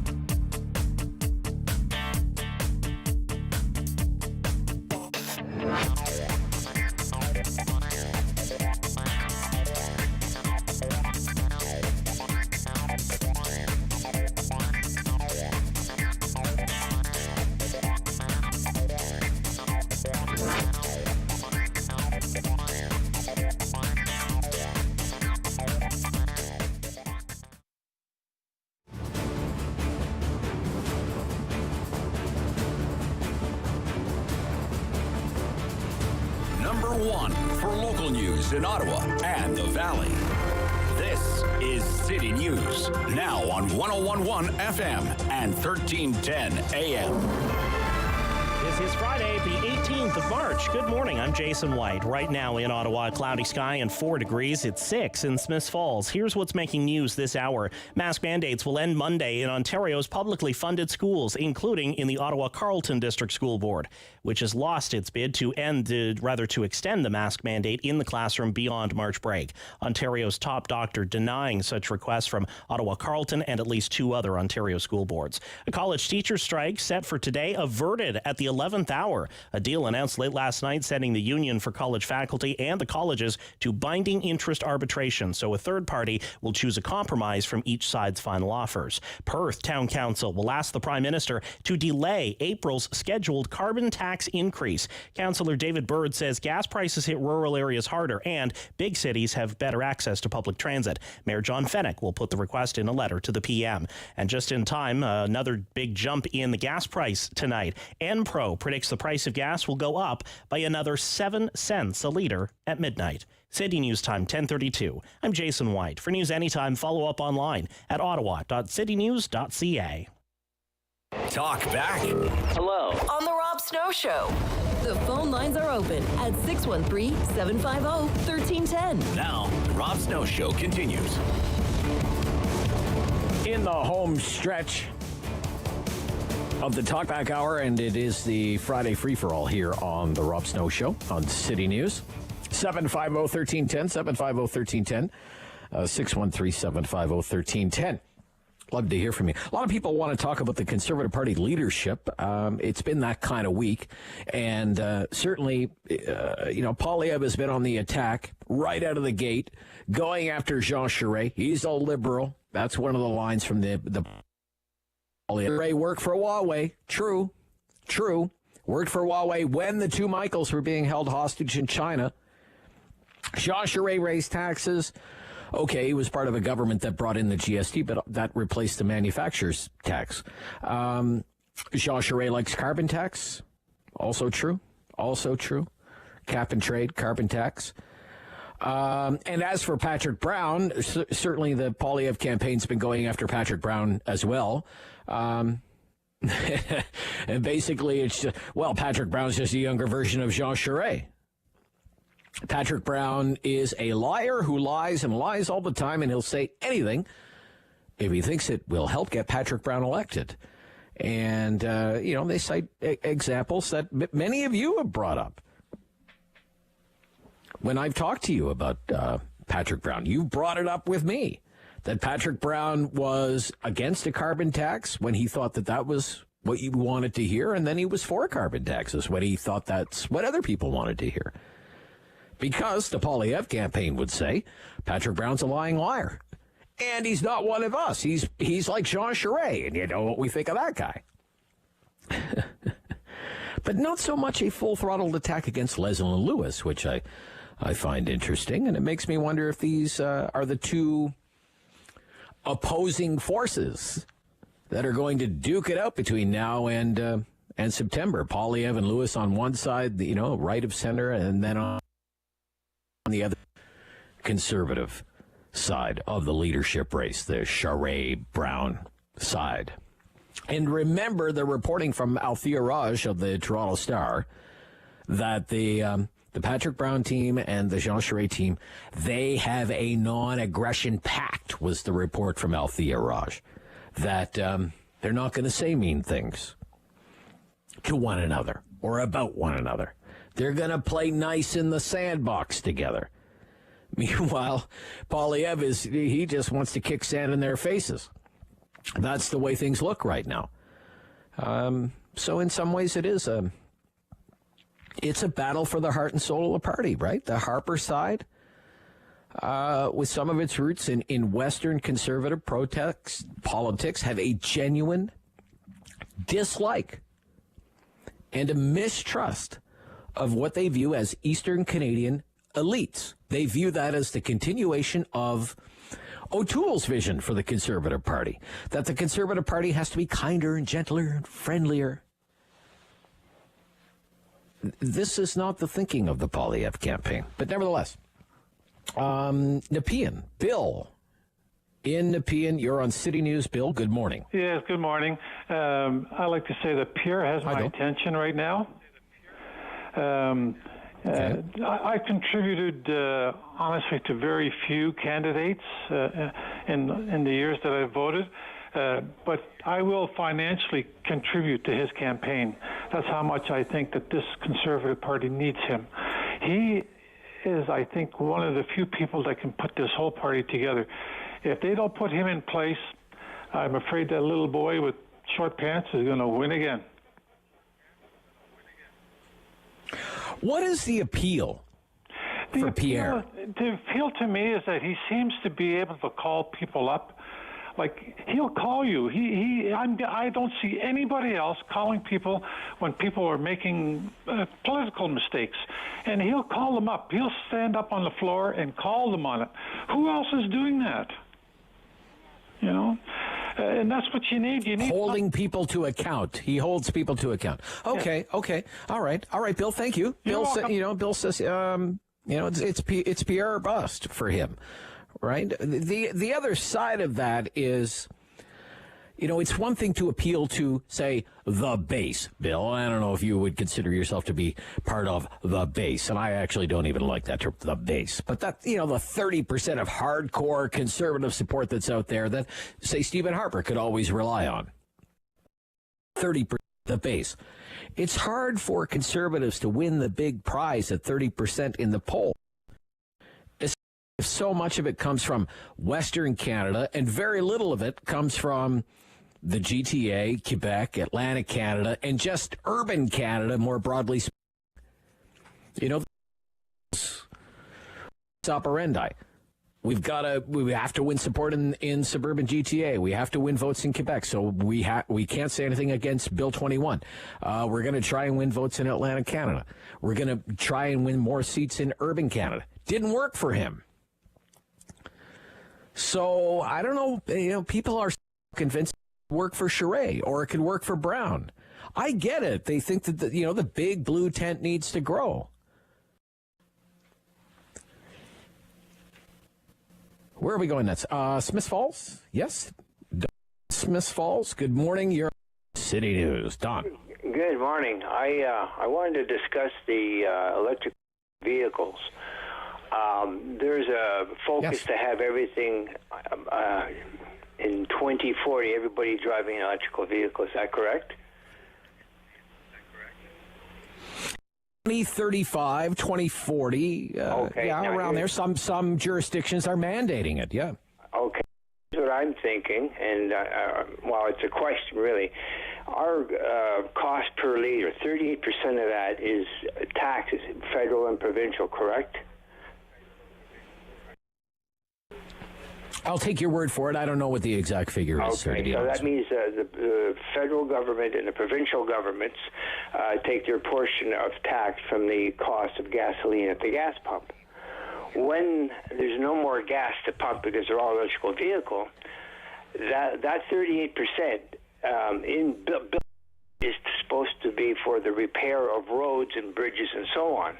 Where will those two governments get the money to repair the roads and the bridges and so on, the infrastructure for the electric vehicles to ride upon? And my worry is that homeowners are going to be really, really affected by huge tax increases to cover for the roads, because every home has an outlet to a road, and that's a real concern. That if the federal government by the year 2035 or even by the year 2040, not just the federal government, but provincial governments as well, if they are relying so much on fuel taxes, and right now the fuel is gasoline, the fuel is diesel fuel, what's going to happen with the electrification of the fleet to that revenue source that comes to the government? Well, if the fuel source is electricity, I guess they're going to have to tax the electricity. Maybe. I don't know. I haven't really given that a lot of thought, but good on you for thinking ahead. I think concern. Dawn in Smiths Falls, thank you for the call. From Smiths Falls to Perth, Gabrielle, you're on. Good morning, Rob. For the past 2 days, Good morning. we've been On the talk hour, the topic has been the cost of living. And yesterday I spoke about it, and I was hoping today maybe to give a more point of view to our listeners.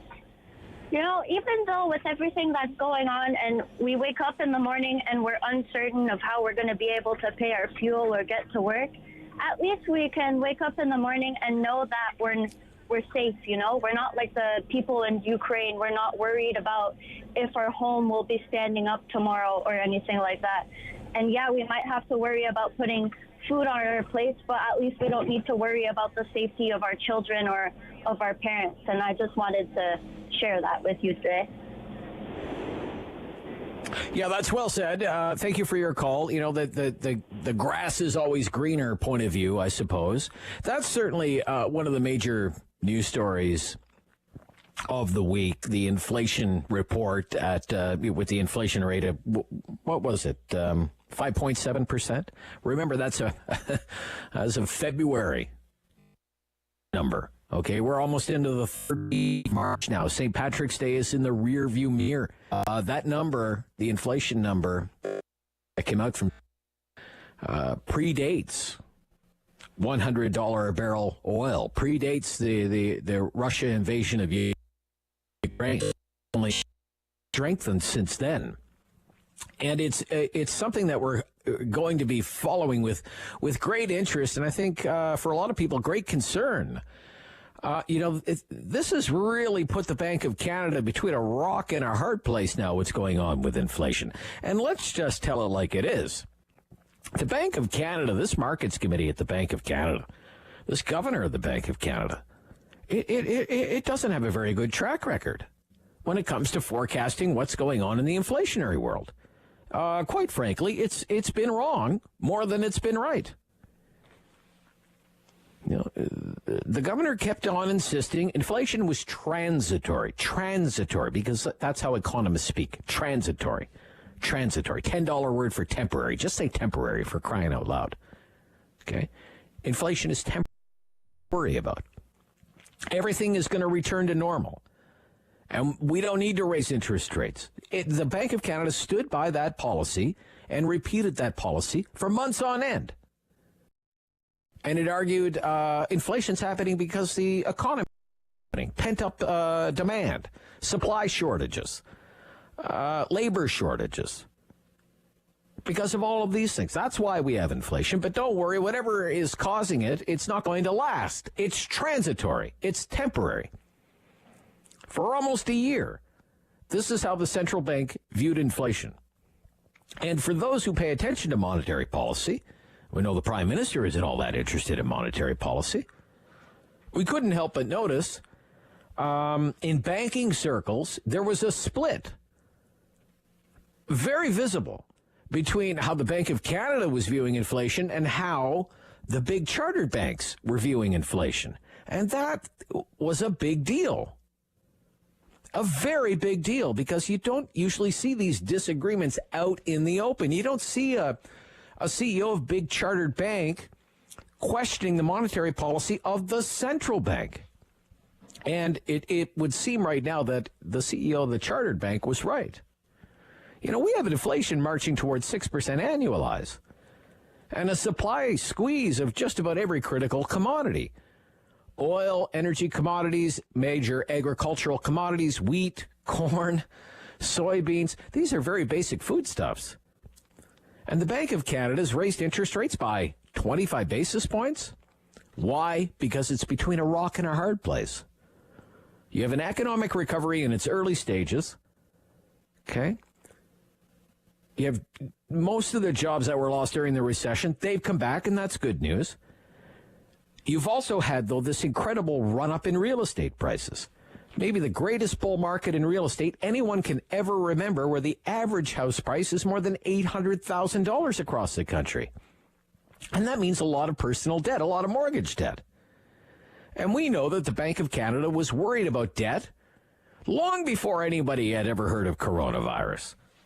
Okay, back in the days when a pandemic was the stuff of sci-fi movies or historical documentaries. That's the hard place. That's the hard place that the Bank of Canada is in right now. You have debt-laden consumers, debt-laden governments, but also inflation that is really starting to cause problems for the cost of living for every single Canadian out there right now. It's a tough spot to be in. Rob Snow Show, Talkback Hour, final quarter coming up next. Sorry, I got a little distracted there and off topic. I'll take your calls next here on City News.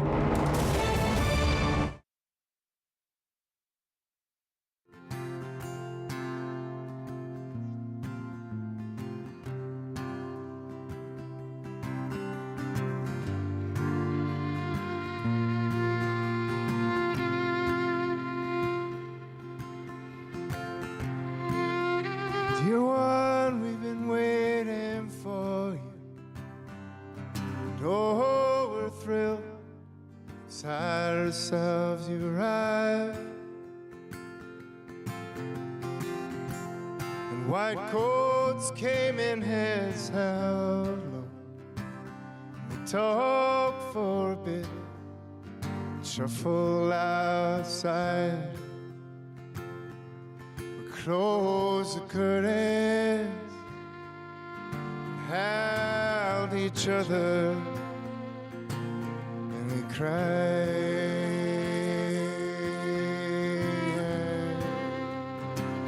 and said hello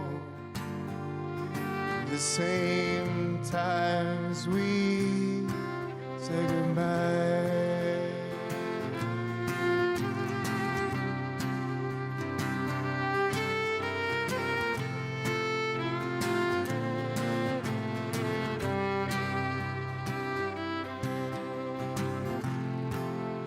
Smallest and wingless, oh, leaving as soon as you'd arrive.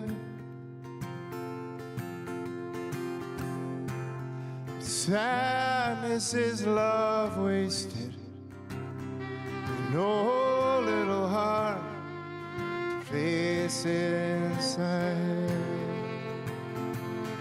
Close the curtains and held each other and cried.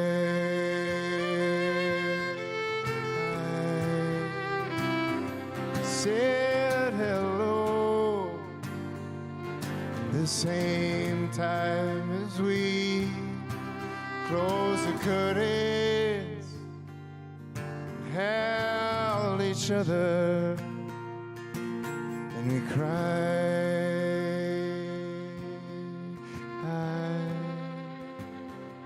We said hello at the same time as we said goodbye.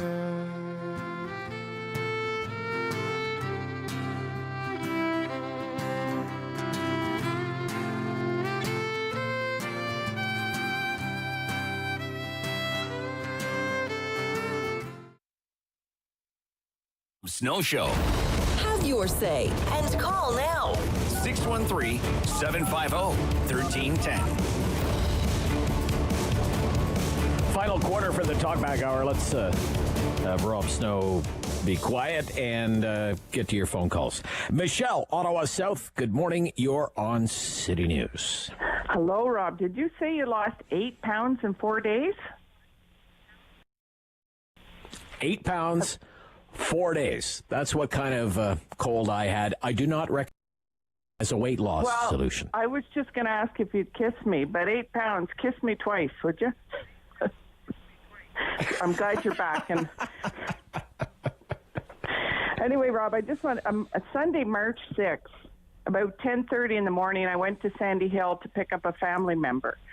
And when I arrived there, there were 3 Ottawa police officers at the door, liaisons officers, handing out a letter explaining that with St. Patrick's Day coming up, festivities, that the neighborhood would be policed by Ottawa Police Services, Ottawa Bylaw, Regulatory Services, Alcohol and Gaming Commission.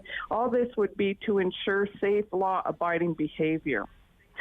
So we left, We were driving down Man Avenue. I hit a pothole, little pothole, looked like a puddle of water. It was raining, and blew the tire. So I'm on the side of the road now waiting for the tow truck, and I decide I'll phone 311 and report this. So 20 minutes later, the tow truck's there. I can't wait anymore. And my thinking was, well, instead of having them call me back, I won't be able to. So I'll hang on as long as I can. Maybe I can tell somebody. Anyway, one thing led to another. I didn't report the call.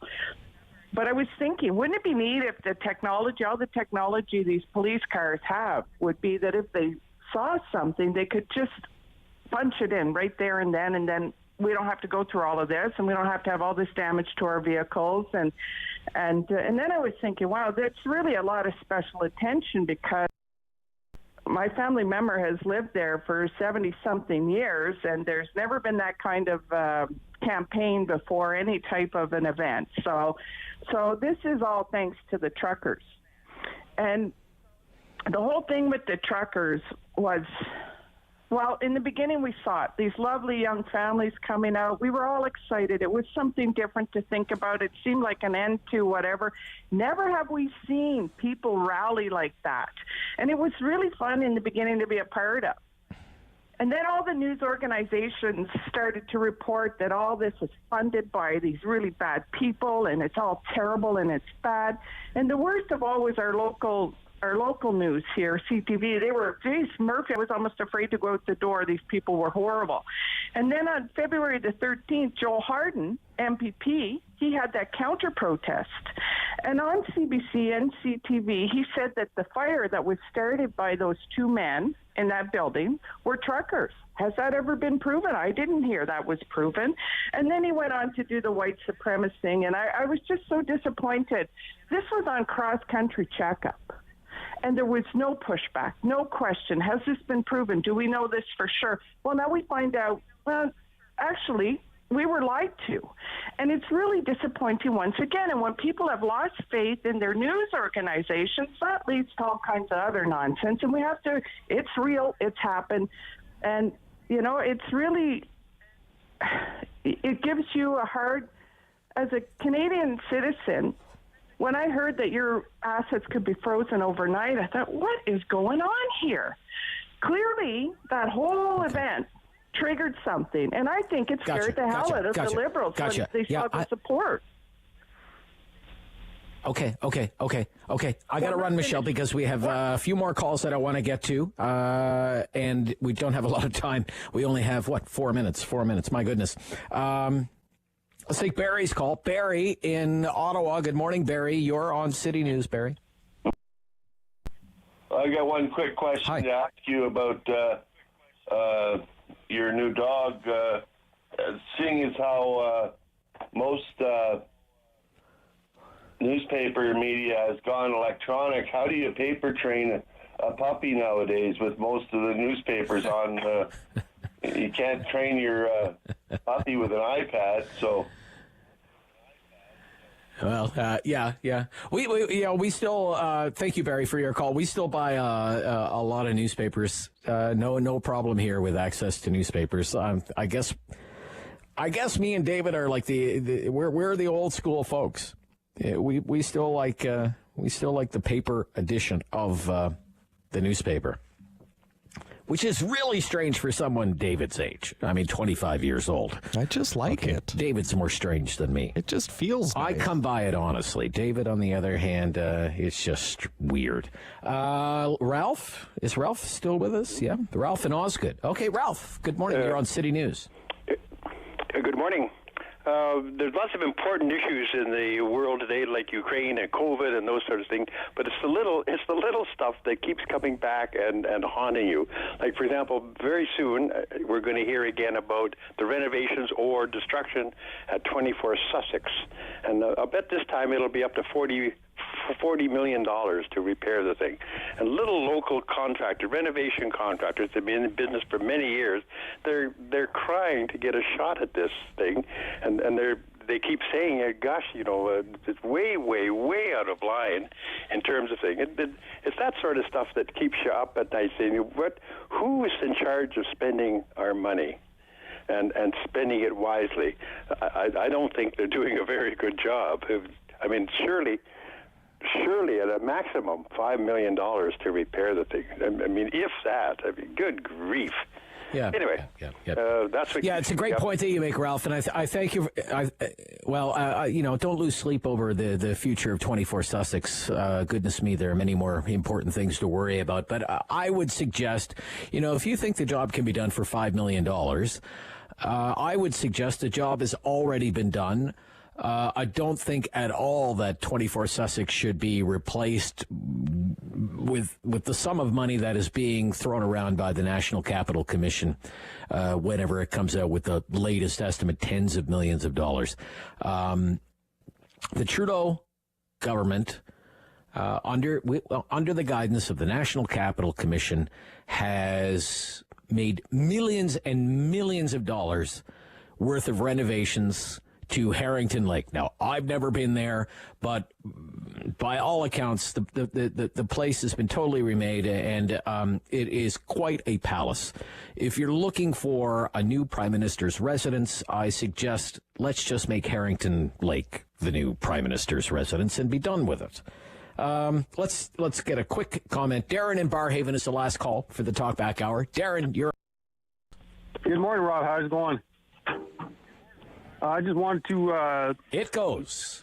Right on. Well, all the planet-saving politicians like to talk about electric cars, but do they realize that 95% of the car, besides the battery, is made from oil and oil products? So I don't know how they're going to save the planet when they're not going to be able to make any more cars unless they reinvent, make some new wheels without rubber in them, right? I don't know. People need to be exposed and woken up about... Yeah. Okay. Anyway, don't you know some of the politicians that are they're experts in politics, not necessarily engineering. They have discovered this most magnificent material. It's called Imaginesium. That's it for the Talkback Hour. We're back after the news talking about the future of the Salvation Army's facility on Montreal Road with Marc Provost, the Executive Director of the Booth Center with the Salvation Army. Next on City News.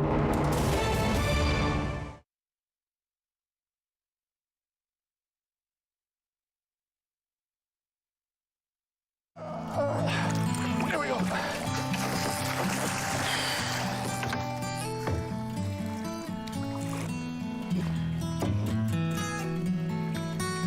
Hey, going back in, okay?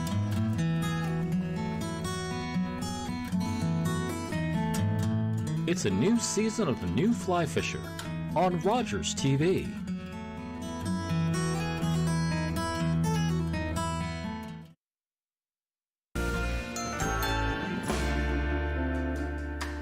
I love to make abundance boards. And why do I call them abundance boards? Because they're an abundance of all the things that you love together. There's no rhyme or reason, there's no rules. It's literally about taking a whole bunch of different ingredients and making them into something that you love, that you can snack on. Maybe curl up on the couch and have a snack night. Charcuterie is all about a meat plate. And antipasti is all about a little bit of meat, a little bit of fruit, and a little bit of snack that you might have at the beginning of a meal, like an appetizer. I like to take all of these concepts and kind of mesh them together. It's kind of like a work of art because you're creating something delicious, but you're also creating something that looks super fancy, like from a gourmet style restaurant, but just using simple things you have.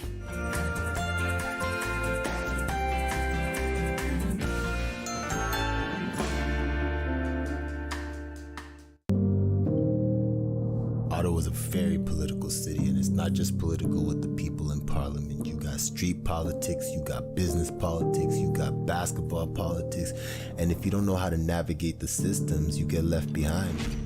I did. They thought I went crazy. They thought I was dead. I was. But it's never too late to heal, to rebuild, to reinvent yourself. Prezi.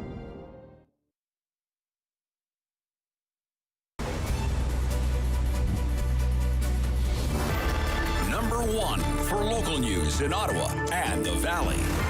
This is City News, now on 101.1 FM and 1310 AM. This is Friday, the 18th of March. Good morning. I'm Jason White. Right now in Ottawa, partly cloudy and 4 degrees. It's 6 in Smiths Falls. Here's what's making news in Ottawa and the Valley. To mask or not to mask, it'll be your choice come Monday, and that includes all students at publicly funded schools. A request by some school boards, including Ottawa Carleton, to keep the mask mandate in place for a bit longer, rejected by the province's top doctor. Kevin Meisner with the story and reaction. Monday is the day, March 21st, the date when the province's mandate to wear masks in public indoor settings is set to expire. And that does include all schools in the province of Ontario. Now, the school board did issue a request asking for an extension of a period of time so that the policy could be essentially phased out for staff and students. That was rejected by the province. So as of Monday, schools will essentially, at least public schools, will be saying that students and staff, it will be optional whether they want to wear a mask or not, but will be strongly encouraged. Now, I've been talking to folks here in this morning. Sarah has 2 young children in the public school system and says she's not exactly on board with this. It seems a little foolish right after the March break that they're just going to throw caution to the wind and let everybody just go maskless, especially when only about 50% of kids are fully vaccinated. Ontario Medical Officer of Health Dr. Kieran Moore does believe the mask mandate can be lifted with Omicron cases slowing. He also believes hospitals do have the capacity to handle any kind of a surge in COVID cases in the coming weeks and months. Kevin Meisner, City News. City News time 11:02. It is business as usual today for students and staff at Ontario's 24 community colleges after a threatened strike that was set to start today was averted at the last minute by an agreement announced late last night. Colleges and the union representing faculty announced they've agreed to enter binding interest arbitration. So no college teacher strike and all work to rule action has ended. The figurative roller coaster at the gas pumps continues with a major price hike expected at midnight. The early gas price prediction from Enpro predicting a 7-cent a liter increase tonight. The volatility in pump prices of late has been blamed in part on Russia's invasion of Ukraine. U.S. President Joe Biden and China's Xi Jinping spoke on the phone this morning as the White House tries to convince Beijing it should not provide military nor economic assistance to Russia.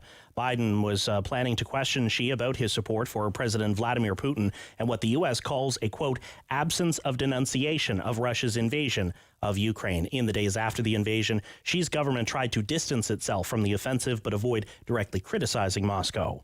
Volkswagen is recalling more than 246,000 Atlas and Atlas Cross Sport SUVs in Canada and the States because they can brake without warning. Associated Press reporter Jackie Quinn explains. Volkswagen says the problem is linked to electrical contacts on a wiring harness that can corrode. The recall comes 3 days after the Associated Press reported 47 people complained to U.S. safety regulators about this problem in recent years, but no official action had been taken. The problem can also cause the side airbags to deploy late in a crash. The company has not yet developed a fix. Time now for a check of the forecast. Meteorologist Jill Taylor. Overall, mainly cloudy conditions. On the mild side, the high about 9 degrees. The average high is 3. 2 for the low. Periods of rain overnight. Snow may mix in at times. And for the weekend, rain Saturday, 12 to about 15 millimeters of rain. A gusty east wind, the high about 6 degrees. Sunday, spring arrives with some showers, the high near 8, and a strong wind out of the west-northwest. For today, the high 9. Right now, mostly cloudy in Ottawa and 4 degrees. It's 6 in Smiths Falls. I'm Jason White. For news anytime, follow up online at ottawa.citynews.ca. He's the opinionated Ottawa icon. The Rob Snow Show returns on Rogers TV and City News. 101.1 FM and 1310 AM.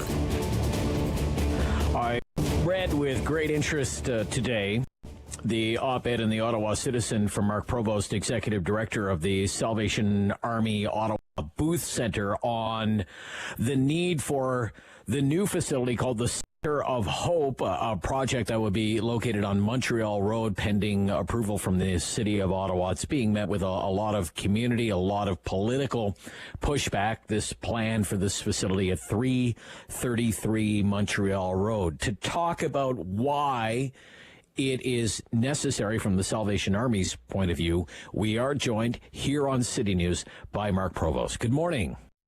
Good morning. Thank you for having me. A great pleasure. I want to ask you why it is really not ideal to have so many support services for the vulnerable in Ottawa to be concentrated in the Byward Market. Why is that not ideal? Well, I think in the market, the area is mainly that they're the three biggest shelters. So it creates high traffic, and it's really downtown. So it's better if we can put a bit of space there. Basically, we're offering a large number of services with the Salvation Army, and we're focused on approaching the question or the topic of homelessness or being precariously housed from a number of angles, and we feel that this move will be very beneficial in more ways than one. It's very exciting. Okay.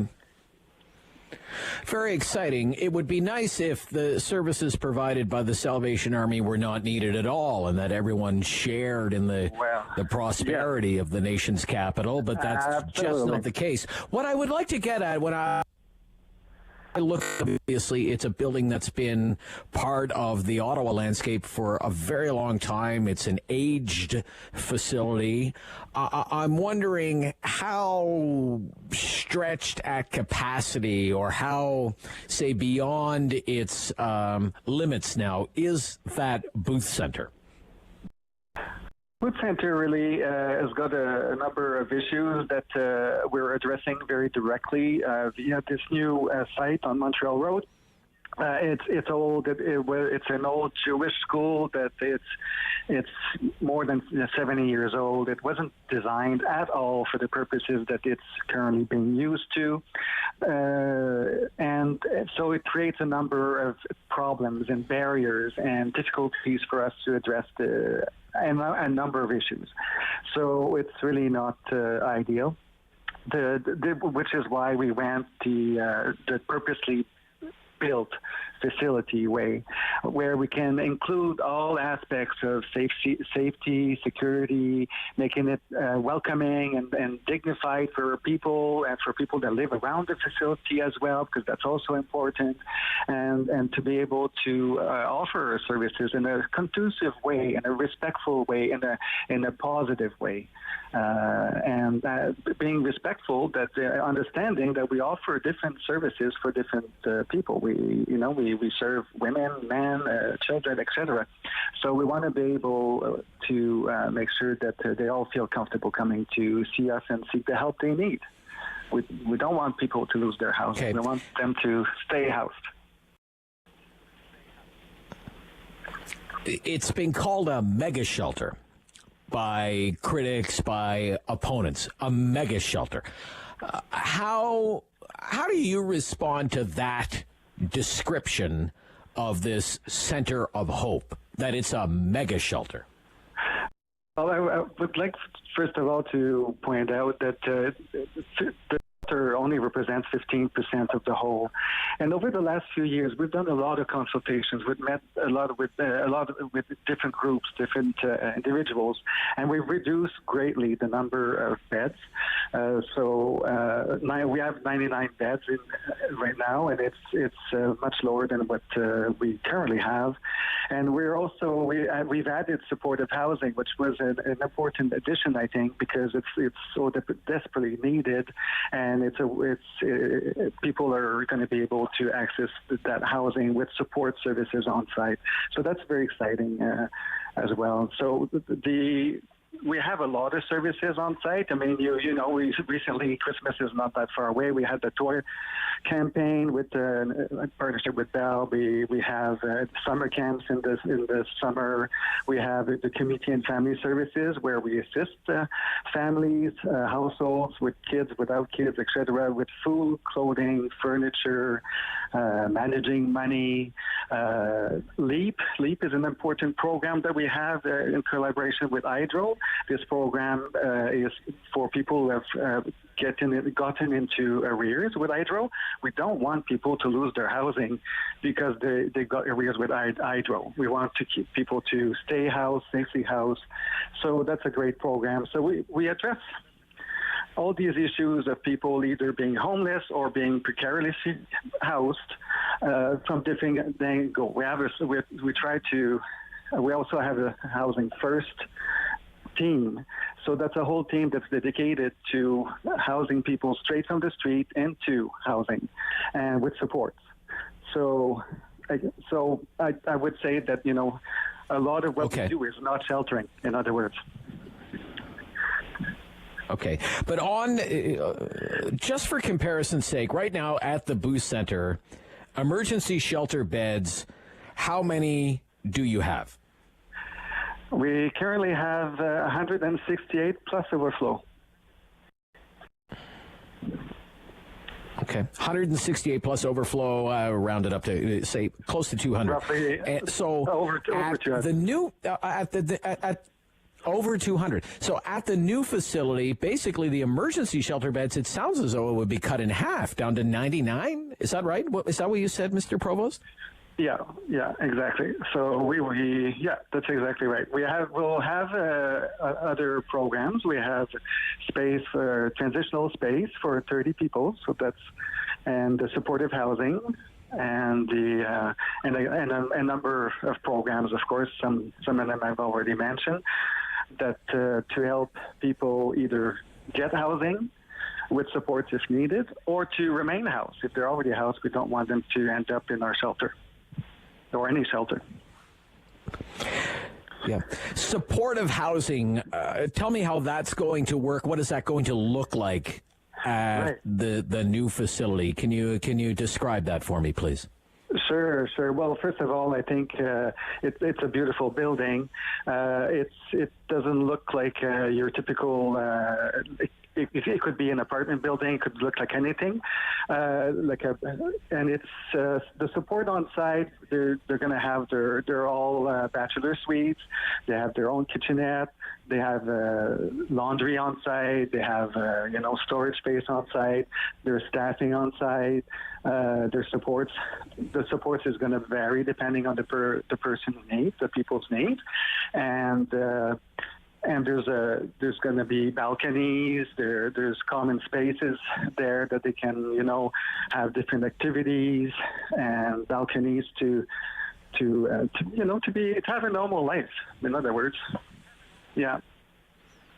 Okay. What will be there in terms of health care, say dealing with substance abuse, medical care, mental health care? What will be available at this new facility? Yes, so there's a special care unit, which we currently have. This is a partnership with Ottawa Inner City Health and Dr. Turnbull and the hospital. And so this is coming. It's going to be a bit larger than what it is now because the need is great. So this basically is diversion from the emergency rooms. We all know that the hospitals are they're overwhelmed. Kudos to them; they do a fantastic job. This program is like a medical wing, if you will, and it helps people that have fairly serious illness get back on their feet. So it's a great. Finally, there's Mr. Provost. That there's been a lot of community opposition to this, and I'm not surprised to hear some of these complaints that. There are fears about there would be an increase in panhandling or petty crime, open drug abuse or drug dealing. People are not too thrilled that it's so close to an outlet of the LCBO along Montreal Road. What have you done to placate some of these fears in the neighborhood? Yeah, well, first of all, I want to say that it's important to listen to all those comments and fears. I mean, fears are often. They're not always based in reality, but it's important to listen to them. The whole facility is based on the principles of SEPTED. It is not a term that most people know, but it basically means that it's integrating all the safety principles. So that was our starting point. And basically we take safety, of course, very seriously. And we do a number of things. So we've implemented an ambassador program, which of course we'll bring to the new site when it's open. which worked great. Those are people working up and down the streets and establishing a relationship and making sure everything is okay. We don't tolerate any violence, any illegal, and anything like that, any illegal activity. And we have our street outreach program that also can help that way in connecting people to the right services. I'd say that people who don't access services generally don't do well at all. Once we're there and we have services that we can connect them to, that's when their healing starts happening. And that's an important factor to point out. So I think we, along with our many partners, we have many community partners, and I point out to the other shelters as well. They do a great job. We complement each other. So basically, everything we've added, for example, a great big terrace at the front of the building, another big terrace at the back of the building, very private, and so that people have, and inside the building as well, inside the facility, a few common spaces. So that's key. Right now at the Boot Center, we have zero. We have one common space. That's all, unfortunately, that we have to offer.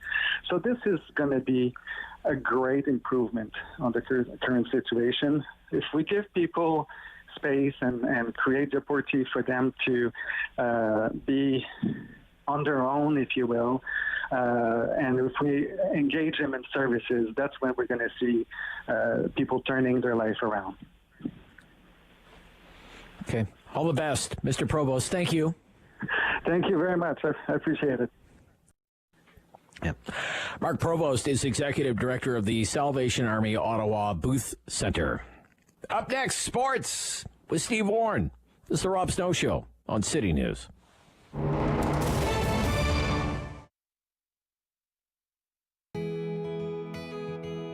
I'm Emily Bertrand, the owner of Royale Equestrian Center. This is Diamond. She's a 10-year-old thoroughbred. She used to be a racehorse and then made the transition to a riding horse. She loves jumping, and she's used for our more advanced students. So we started the farm 14 years ago with my mom and brother. My brother was actually driving by one day and saw the sign, and we applied. There were 60 applicants, and we got it. When we first started, there was not very much here, so our property is about 25 acres, and there was just this 100-year-old barn. And from there, we built onto it. We fixed up one stall at a time, one paddock at a time. We added one horse at a time, and slowly it built into what it is today. Every year, we're improving and trying to continue to build. And most recently, we added 2 shed row barns this year. I love horses. I've been obsessed with horses since I was a little girl. The first time I got to ride, I was 4 years old, and I just loved it. My mom thought it was going to be a phase, and that phase never ended. I kept riding all through high school, and then eventually, started Royale Equestrian Center. It was my dream to always own a farm and to build a place that I could share my passion for horses with others and do the same thing for the kids that the horses did for me. So I absolutely love it. It's a dream come true. COVID hit, that was challenging. I was pretty stressed, especially the first few months, trying to figure out how are we going to navigate all of this. Our business is based on people coming in. We don't make much revenue if there's nobody coming in to ride. So that was really challenging. And then the other aspect of it is how are we going to care for all these horses if we're fully shut down and there's no income coming in. So we worked really hard. Some of our team were so kind to actually just come in and volunteer and help us out. And we made through it. We got through it. It's been hard and a lot of work, but it's also shown us how resilient we can be. So I'm happy with how we're coming out of COVID. Hopefully this is, we're nearing the end of all the shutdowns, but we've, survived it, and now we're starting to thrive again, which is great. So we have a great team. We have about 14 coaches, and then we have all our regular barn staff. We have our maintenance manager and crew, and if it weren't for them, we wouldn't be able to do this. It takes a huge amount of people. And then we also have a volunteer program. The volunteer program, it helps with us, especially with our beginner program, so they help with tacking up the horses and caring for the horses when we're really busy. And then they also get to gain some work experience. We take co-op students on. We're quite a busy and vibrant place, and it takes a lot of people to make it work, even through to behind the scenes from our accountants, my family, who are always stepping in to help out. It takes a small village. Show returns on Rogers TV and City News. 101.1 FM and 1310 AM. In sports, time for our weekly roundup of the world of sports with a focus on the Ottawa Senators with veteran Ottawa sports broadcaster, host of the Sens Nation podcast, sensnationhockey.com, Steve Warne. Good morning. Good morning, Rob. Yeah, great to hear from you, Steve. Boy, a tough time to be an Ottawa Senators fan. Team is not playing well, and it's just riddled with injuries to keep highly paid players as well. What have you thought of the Sens play this week? Well, I mean, the play is one thing, but the injury factor, I mean, it's just gotten to a ridiculous level. You almost have to laugh at the amount of Sens injuries. The game against Columbus, I mean, there were so many defensive breakdowns. It's just getting to a stage where it's a Groundhog Day, falling 4-1 of the Blue Jackets and some of the same problems resurfacing. I defy anybody to go and look at that first Columbus goal and wonder what Nikita Zaitsev is up to on that play, for example. But so it's getting a little on the frustrating side. And the injury thing that you mentioned, I've never seen anything like it. When Matt Murray, when he went down and he may be out for the year all of a sudden now, I said, okay, that's about as bad as it's get. I mean, it can't get any worse, right? And then all of a sudden, Thomas Chabot is going to be out for the year. And Jake Sanderson, who's a star at North Dakota. These are supposed to be their nice 1-2 punch down the stretch for the Sens on the blue line. And Sanderson's going to be out for a little while here again. So it just never seems to be any end to the misery for this team this season. Yeah, and that's in addition to injuries to some key players that had haunted the team before these latest events. Drake Batherson, missing a great deal of time. And Josh Norris, wasn't he out for a while as well, Steve, with injuries? You can go through a long list. Right now, Tim Stützle just missed practice yesterday. He's questionable tonight versus the Flyers with lower body problems. You mentioned Batherson. Throw Shane Pinto into that mix. Colin White has had long-term injury issues. Josh Norris, Connor Brown, they've missed a bunch of action. And even if you look at the bigger picture organizationally, you've got first-rounders, Lassie Thompson hurt right now. Ridley Gray got hurt last Friday. You got another first-rounder in Tyler Boucher with the 67s. He's missed long stretches to injury. He's back now. And it goes on and on. The list is, I mean, even Belleville, they've got goalie issues. To the point, Rob, where their last game featured two goalies I've never heard of. Logan Flodell was the starter, and Gabriel Mullet Hill was his backup. Okay. All right. Speaking of goaltending, Steve, what is the future, do you think, of the goaltending position for the Ottawa Senators? What's the 1-2 going to be, Steve? It's a lot of maybes right now. But I'd say right now Anton Forsberg is the guy in the organization that gives me number one vibes more than anybody else right now. But ask me next month, I might have a different answer for you right now. Because I mean, how do you judge any goalie when the Sens defense continues to be so inconsistent? But ask me for a 1-2 right now, my best guess would be Anton Forsberg and Philip Gustafsson. Though I mean, Gustafsson's had a really inconsistent season. He was their best goalie last year. But he's been inconsistent this year, and he's gone long stretches where, he hasn't had a chance to get NHL looks. He's been down in Belleville most of the year. I think Matt Sogard's an interesting prospect in Belleville because you can't teach size. He's 6'7". He looks like a nice prospect as well. But to answer your question, I'd probably have to go Forsberg and Gustafsson at the moment. No Matt Murray. Correct. Yeah, I think right now, think about his situation, Rob. his last game against Arizona, he completed that game, and he was shelled for 8 goals. And now suddenly, about 10 days later, the Sens are throwing around the term season ender, that he might not be back. And I was joking that Murray's injuries might include a fractured relationship with the team. He was sent out of the minors. He's in and out of the lineup, frequent absences. I think this is an irritated goaltender, and I think the team is irritated with him. So it'll be really interesting to see how that thing proceeds. But for now, he goes on injured reserve once again, and who knows what the future holds for Matt Murray. I don't think that it's going to go well in Ottawa. Okay. Trade deadline is just days away. What could the Sens be doing at the trade deadline? And what are you expecting to happen around the league? Some big names that might be in the mix, Steve. Well, from the Sens' perspective, they're open for business on all the guys who are going to be UFAs. Tyler Ennis, Zach Sanford, Josh Brown, Chris Tierney, Dylan Gambrell, and maybe Nick Paul. It'd be disappointing to see him go, obviously. I mean, they waited such a long time for him to become the player he has.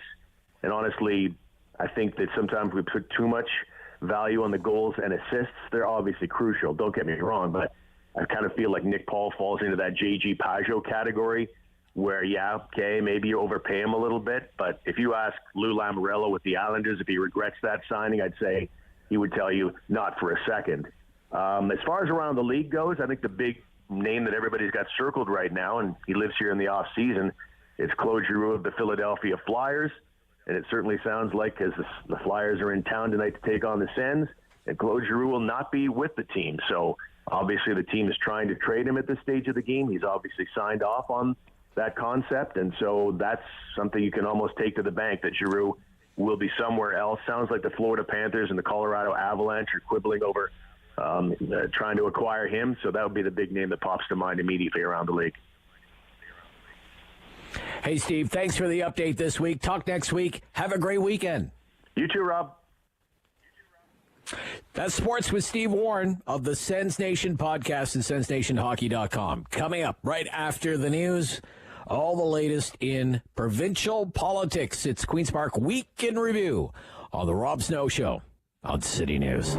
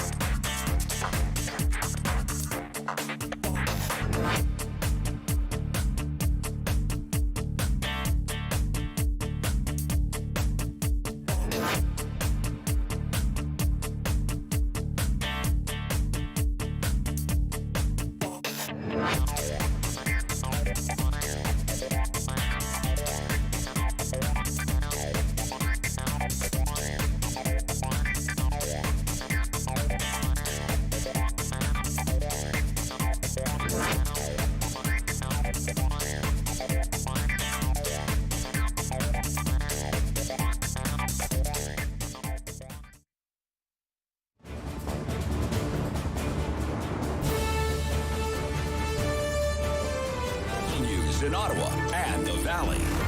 This is City News, now on 101.1 FM and 1310 AM. It's Friday, March 18th. Good morning. I'm Danielle Bain. Right now in Ottawa, it's 5 degrees, mostly cloudy skies, and in Smiths Falls, it's 7. Here's what's making news this hour. Starting Monday, it's your own choice to wear a mask, and that includes all students at publicly funded schools. A request by school boards, including Ottawa Carleton, to keep the mask mandate in place for a bit longer has been rejected by the province's top doctor.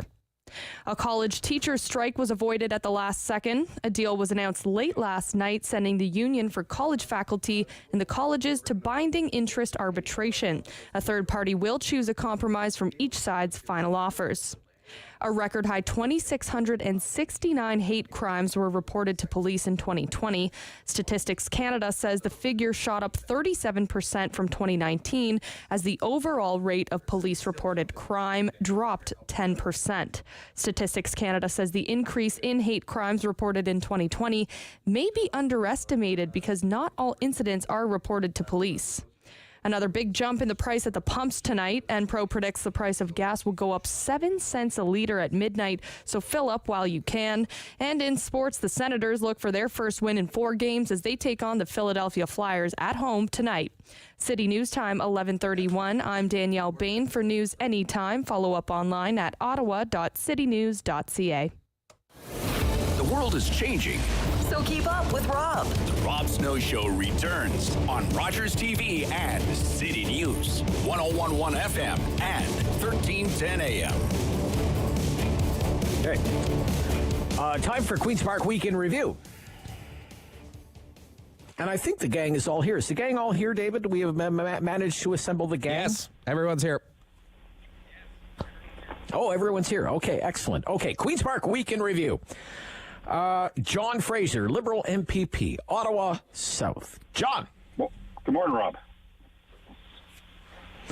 Yeah, hi, John. I'm from the emergency broadcast bunker today. This is the first time I've actually broadcast from the emergency broadcast bunker. So, out of an abundance of caution, because I was off sick earlier in the week, so I'm not allowed back into the radio station for another few days.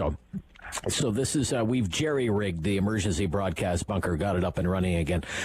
So, John, good to hear from you. Who else do we have here? Donna, Skelly, Progressive Conservative MPP from Flamborough-Glanbrook in the Hamilton area. Donna, good morning. Good morning. How are you today? Everything is good. Everything is good on our end. And from Timmins. Well, I don't know if he's in Timmins, but he is the MPP for the riding of Timmins, and he is a New Democrat. Gilles Bisson. Good morning, Gilles. Yes, from Kamoskosha Bunker, talking to you as you are. Okay.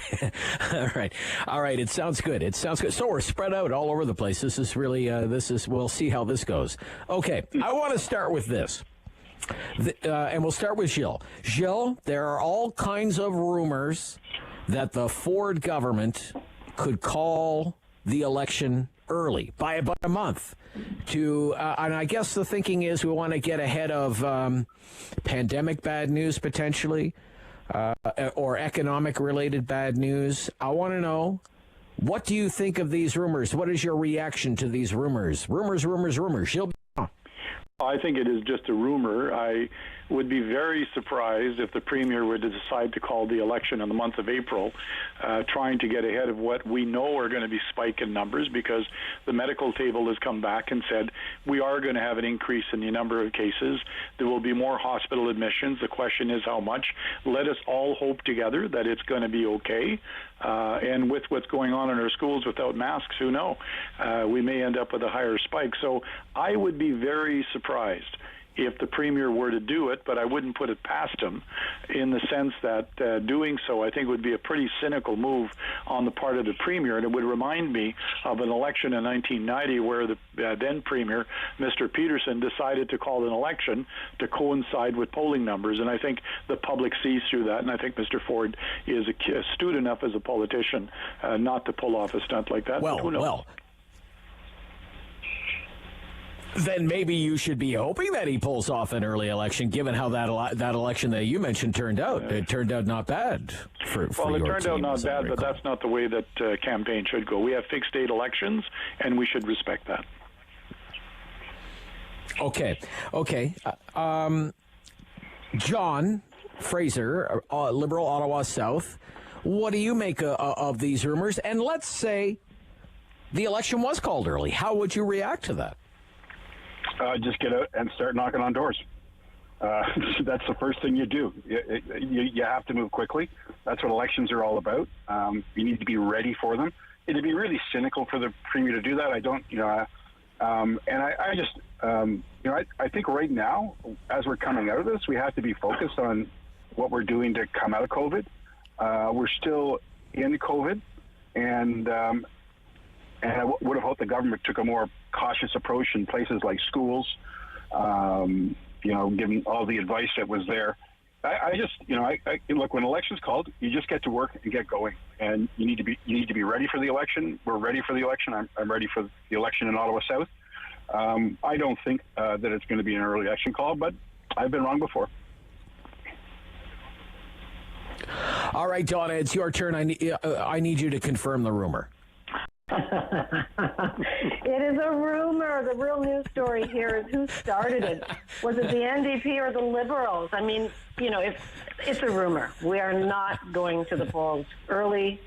June 2nd is the election date. I don't know who started it and why they started it, but it is a rumor. Full stop. Well, I can guarantee you, Donna. Okay, rumor, full stop. You're no fun, Donna. You're no fun at all. Okay, look, both Donna. Let's stick with Donna. Both of your colleagues here have mentioned schools and the mask mandate. We have seen over the last week. We talked about this last week. That the decision to end the mask mandate has been met with some resistance from school boards. Some school boards made an appeal, had votes to try and extend the mask mandate, denied by provincial authorities. What do you think of this pushback, Donna, on the mask mandate, particularly at the school board level? I think it's unfortunate because the trustees who are making these decisions are doing it, I think, for purely political reasons. They are not doctors. The chief medical officer of health in the province of Ontario, and yes, you put 20 doctors in a room and you'll get 20 different ideas, but we have one person who we are leaning on to guide us, and have always said we'll lean on the advice of medical experts, and he feels comfortable with it. I feel comfortable with it. I can tell you, I've heard from more parents who are angry with trustees in my area. For example, the Hamilton Public School Board has issued a directive that they will not allow students to return without their masks on Monday. That, of course, is not the case. They're going to be allowed to if they so choose. But more parents that are upset that the school board trustees have taken this stand. I mean, even Dr. Uni said that he believes that there is now a wall of immunity because of the high vaccination rate in Ontario. So I think it's unfortunate that these school boards are playing politics. Mm-hmm. Playing politics. Is that how you view it, Gilles? They're playing politics. These school board trustees are not health experts. They're school board trustees. What do they know about public health? To Donna's point, what do they know about public health? Well, what does Doug Ford and the cabinet know about public health? They're not taking advantage. They're not taking all of the advice from the medical community, the chief medical officer of health, nor the health table. There are all kinds of people who have different views, and is right. Different scientists see it differently. That's normal. But to all of a sudden say this is a political move on the part of trustees or the official opposition or whoever, I think is a little bit beyond the pale. There was nothing to be lost by the government to say, here's what we're recommending. We're saying you don't have to wear a mask, and it'll be up to the school boards to decide. The government gets the benefit of, appeasing those people who don't want masks, and that's important. I understand it. But at the flip side, they would not get tarred with whatever comes out of it should the numbers start going south. And that's really the thing here. We don't want to go back into another increase in numbers because it may put us right back to where we were before when the government on a couple of occasions said, everything's fine, not to worry, we're out of this. And then we went right back in and had to lock down. We need to make sure we never get locked down again. And one of the ways to do that was to be cautious, and I don't think the government is. Okay, John Fraser, there was some pushback here in the Ottawa area from the Ottawa-Carleton District School Board. What do you think about this divide between school board authorities and provincial health authorities? Well, it's actually just not a divide with school board authorities or trustees. It's actually because, I'm glad Donna mentioned Peter Uni, the head of the science table, who said it'd be good to be cautious and wait another 2 weeks in schools. That's what he said. The people who think of our children's health every day, the Children's Health Coalition here in Ontario, that's CHIO, that's Six Kids, that's pediatricians, that's everybody who helps children in this province, said you should wait 2 weeks. Public Health Ontario said you should wait 2 weeks. And yes, the medical officer of health said no, but he gives advice. Other people give advice. I just think it would have been prudent and cautious to wait 2 weeks. If you have this preponderance of people who are concerned with children's health saying, wait 2 weeks, just please wait 2 weeks. And the government says, no, we're not. Why? Why is that so unreasonable? After all that we've done, I just don't understand it. I just don't understand this vexation. How could you not wait 2 weeks? And it's not trustees. Trustees are just saying, here's the information that's being presented to us, and this is what we think. It's not that we want to push back against the government. It's not that we want to make kids wear masks any longer than they absolutely have to. What it means is the cautious, prudent thing to do is to keep the mandate for 2 weeks. 2 weeks. Look, the school board is a separate, basically for all intents and purposes, the school board is a separate level of government with an elected board of trustees. You don't think that there would be political motivations at the school board level to push back against the Ford government, John? Come on, you're not that naive, John. Just to say, what I'm saying, Rob, is the people who think of our children's health in Ontario every day, the Public Health Ontario, the people who think about our public health every day, the head of the science table say, be cautious, wait 2 weeks. That's the smart thing to do. It's the right thing to do. It's the prudent thing to do. And if some trustees hear that and believe that, because I believe it as well too, why would they not do that? Why would they not say, I think we should do this? And Rob, can I intervene? That's not political. All right, no, hold on. I want to get a rebuttal from Donna, and then we can go to you, Gilles. Donna, go ahead, Donna. I think there's an interesting part of this, and the Catholic school boards have not rejected the proposal to have children remove the suggestion to have children remove their masks on Monday. It's just only some public school boards, which is interesting. But I think that I'll go back to it's political. But letting private schools do it. Hang on, let me private schools finish, do it. John. Let me finish.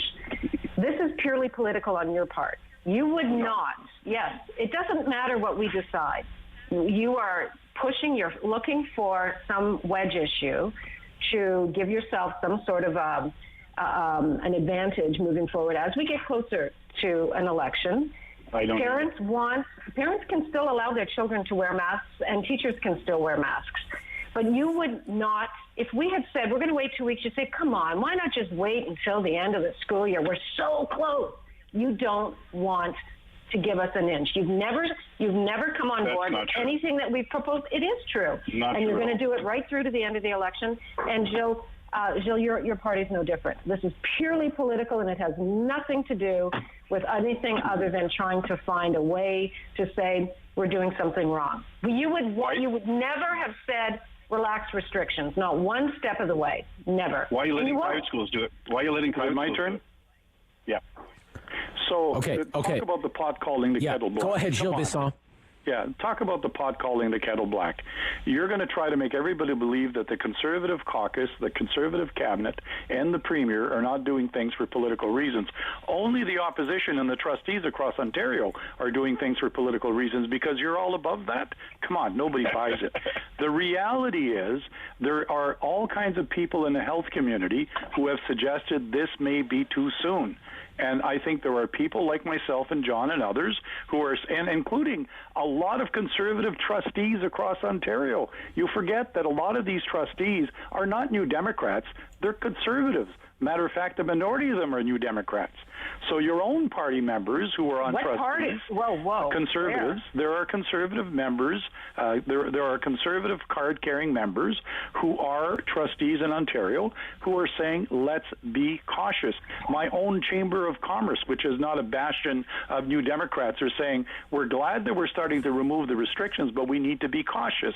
And along with a whole bunch of other people. So I don't understand why the government is rushing to do this, because in the end, I am hoping you are right. I don't want you to be wrong. But if you are wrong, we're going to be diving right back into it again, and there's nothing good that comes out of that. Just remember the word rushing. We are not Okay, rushing. we'll stop here. We'll stop here. We'll stop here. We'll pick it up on the other side. Part 2 coming up next.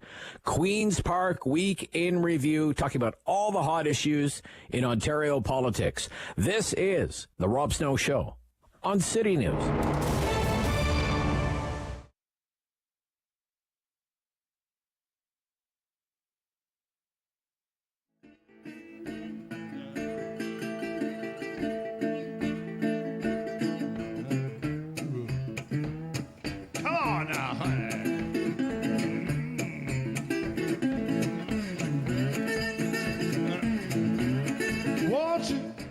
Down, mama, let your daddy see.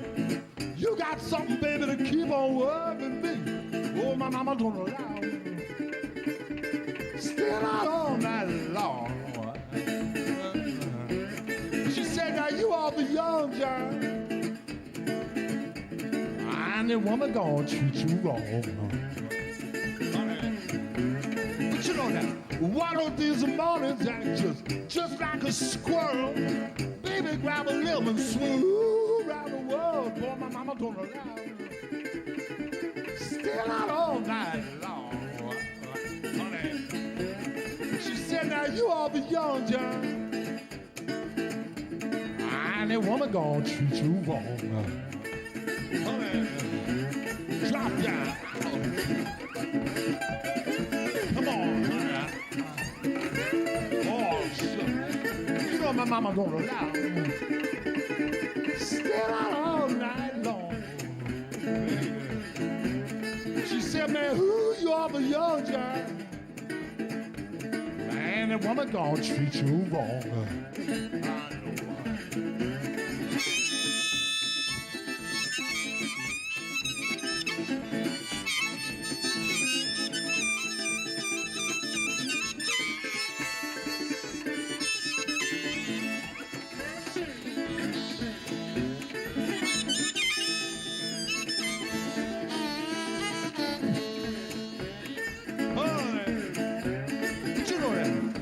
Diamonds told us the little queen of spades.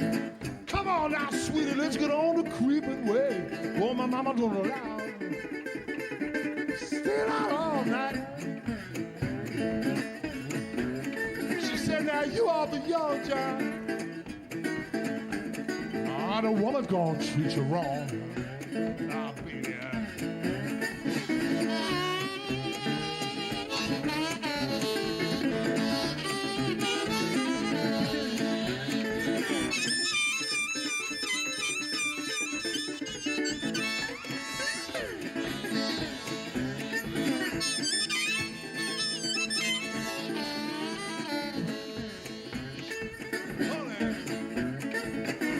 Sweetest peaches don't grow on the trees, and the sweetest honey don't come from the bees. Oh, my mama. News 101.1 FM and 1310 AM. And we're back, part 2, Queen's Park Week in Review with our MPPs, Donna Skelly, Progressive Conservative, John Fraser, Liberal, and Gilles Bisson from the New Democrats. Now, the CBC News has an interesting story this morning from its Ontario legislative correspondent, Mike Crawley, that the Ontario government's working on a plan to sell clean energy credits to companies that want to lower their carbon footprint and some environment. Laugh at this. Okay. Well, let's just launch right into it. What's wrong with this, Gilles?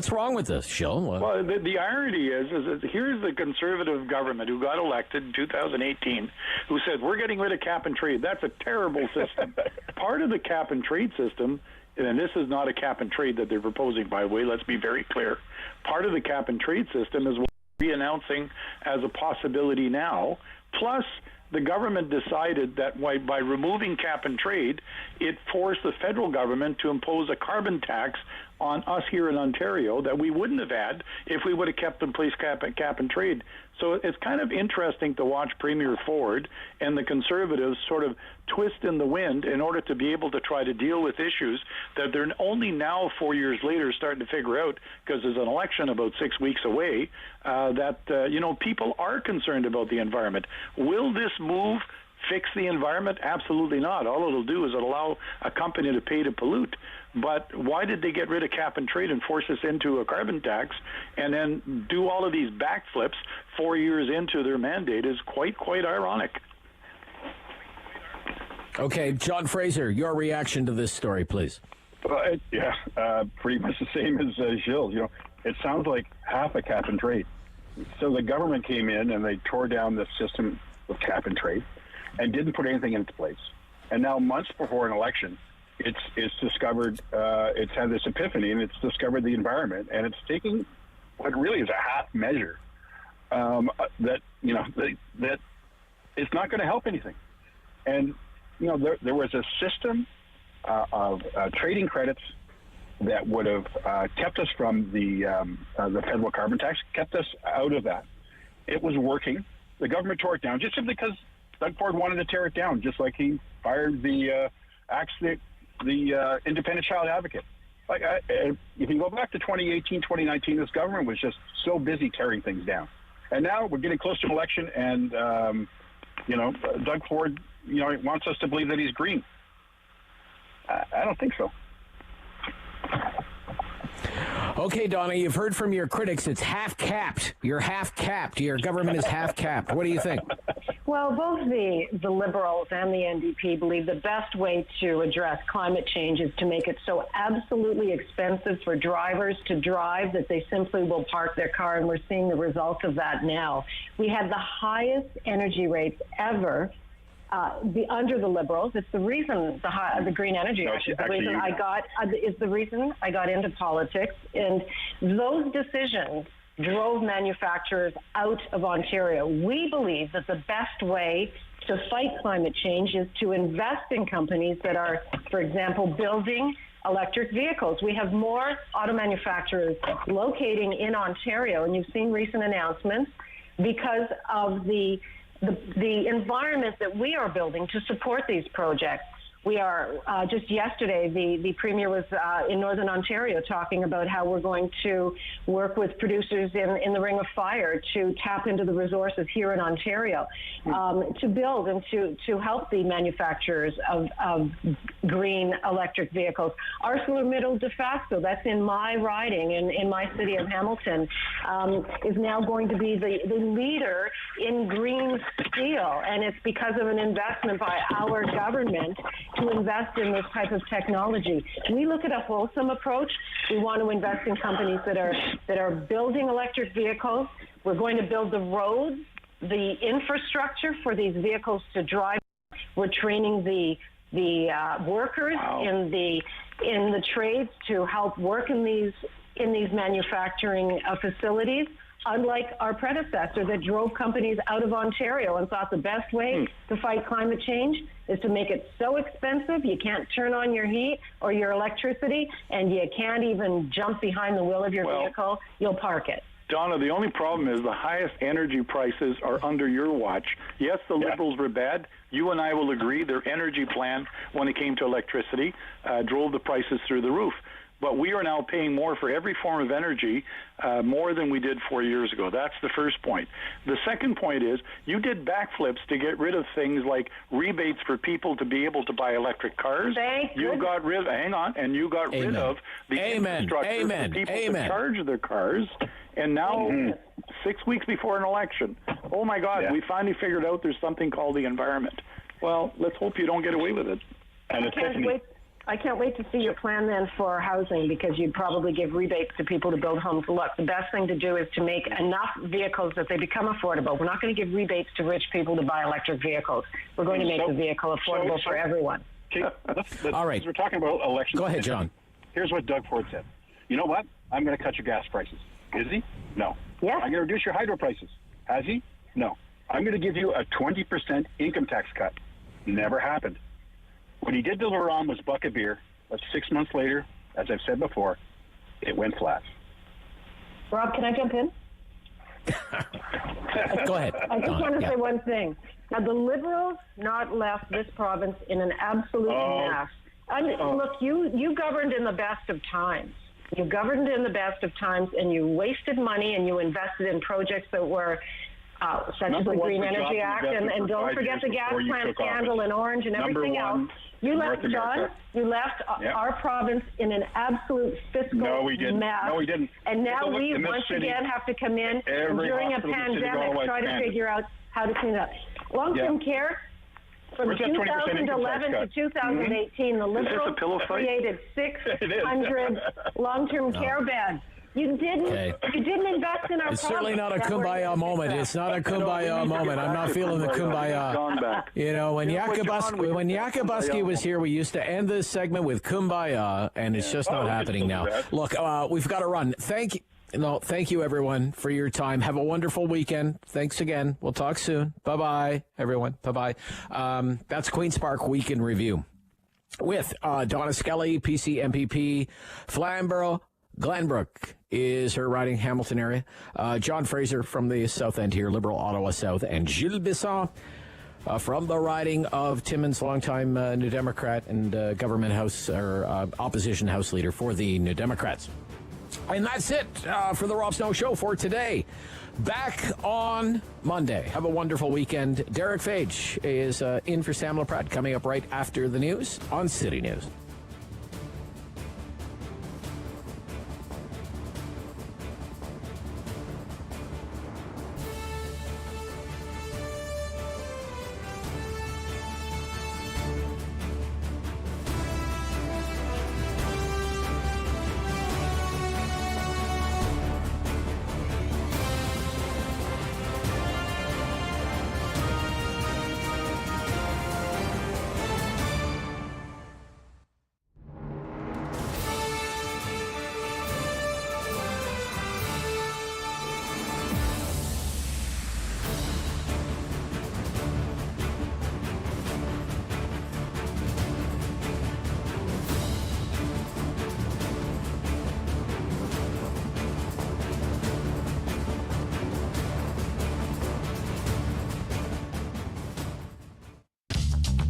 This program is brought to you by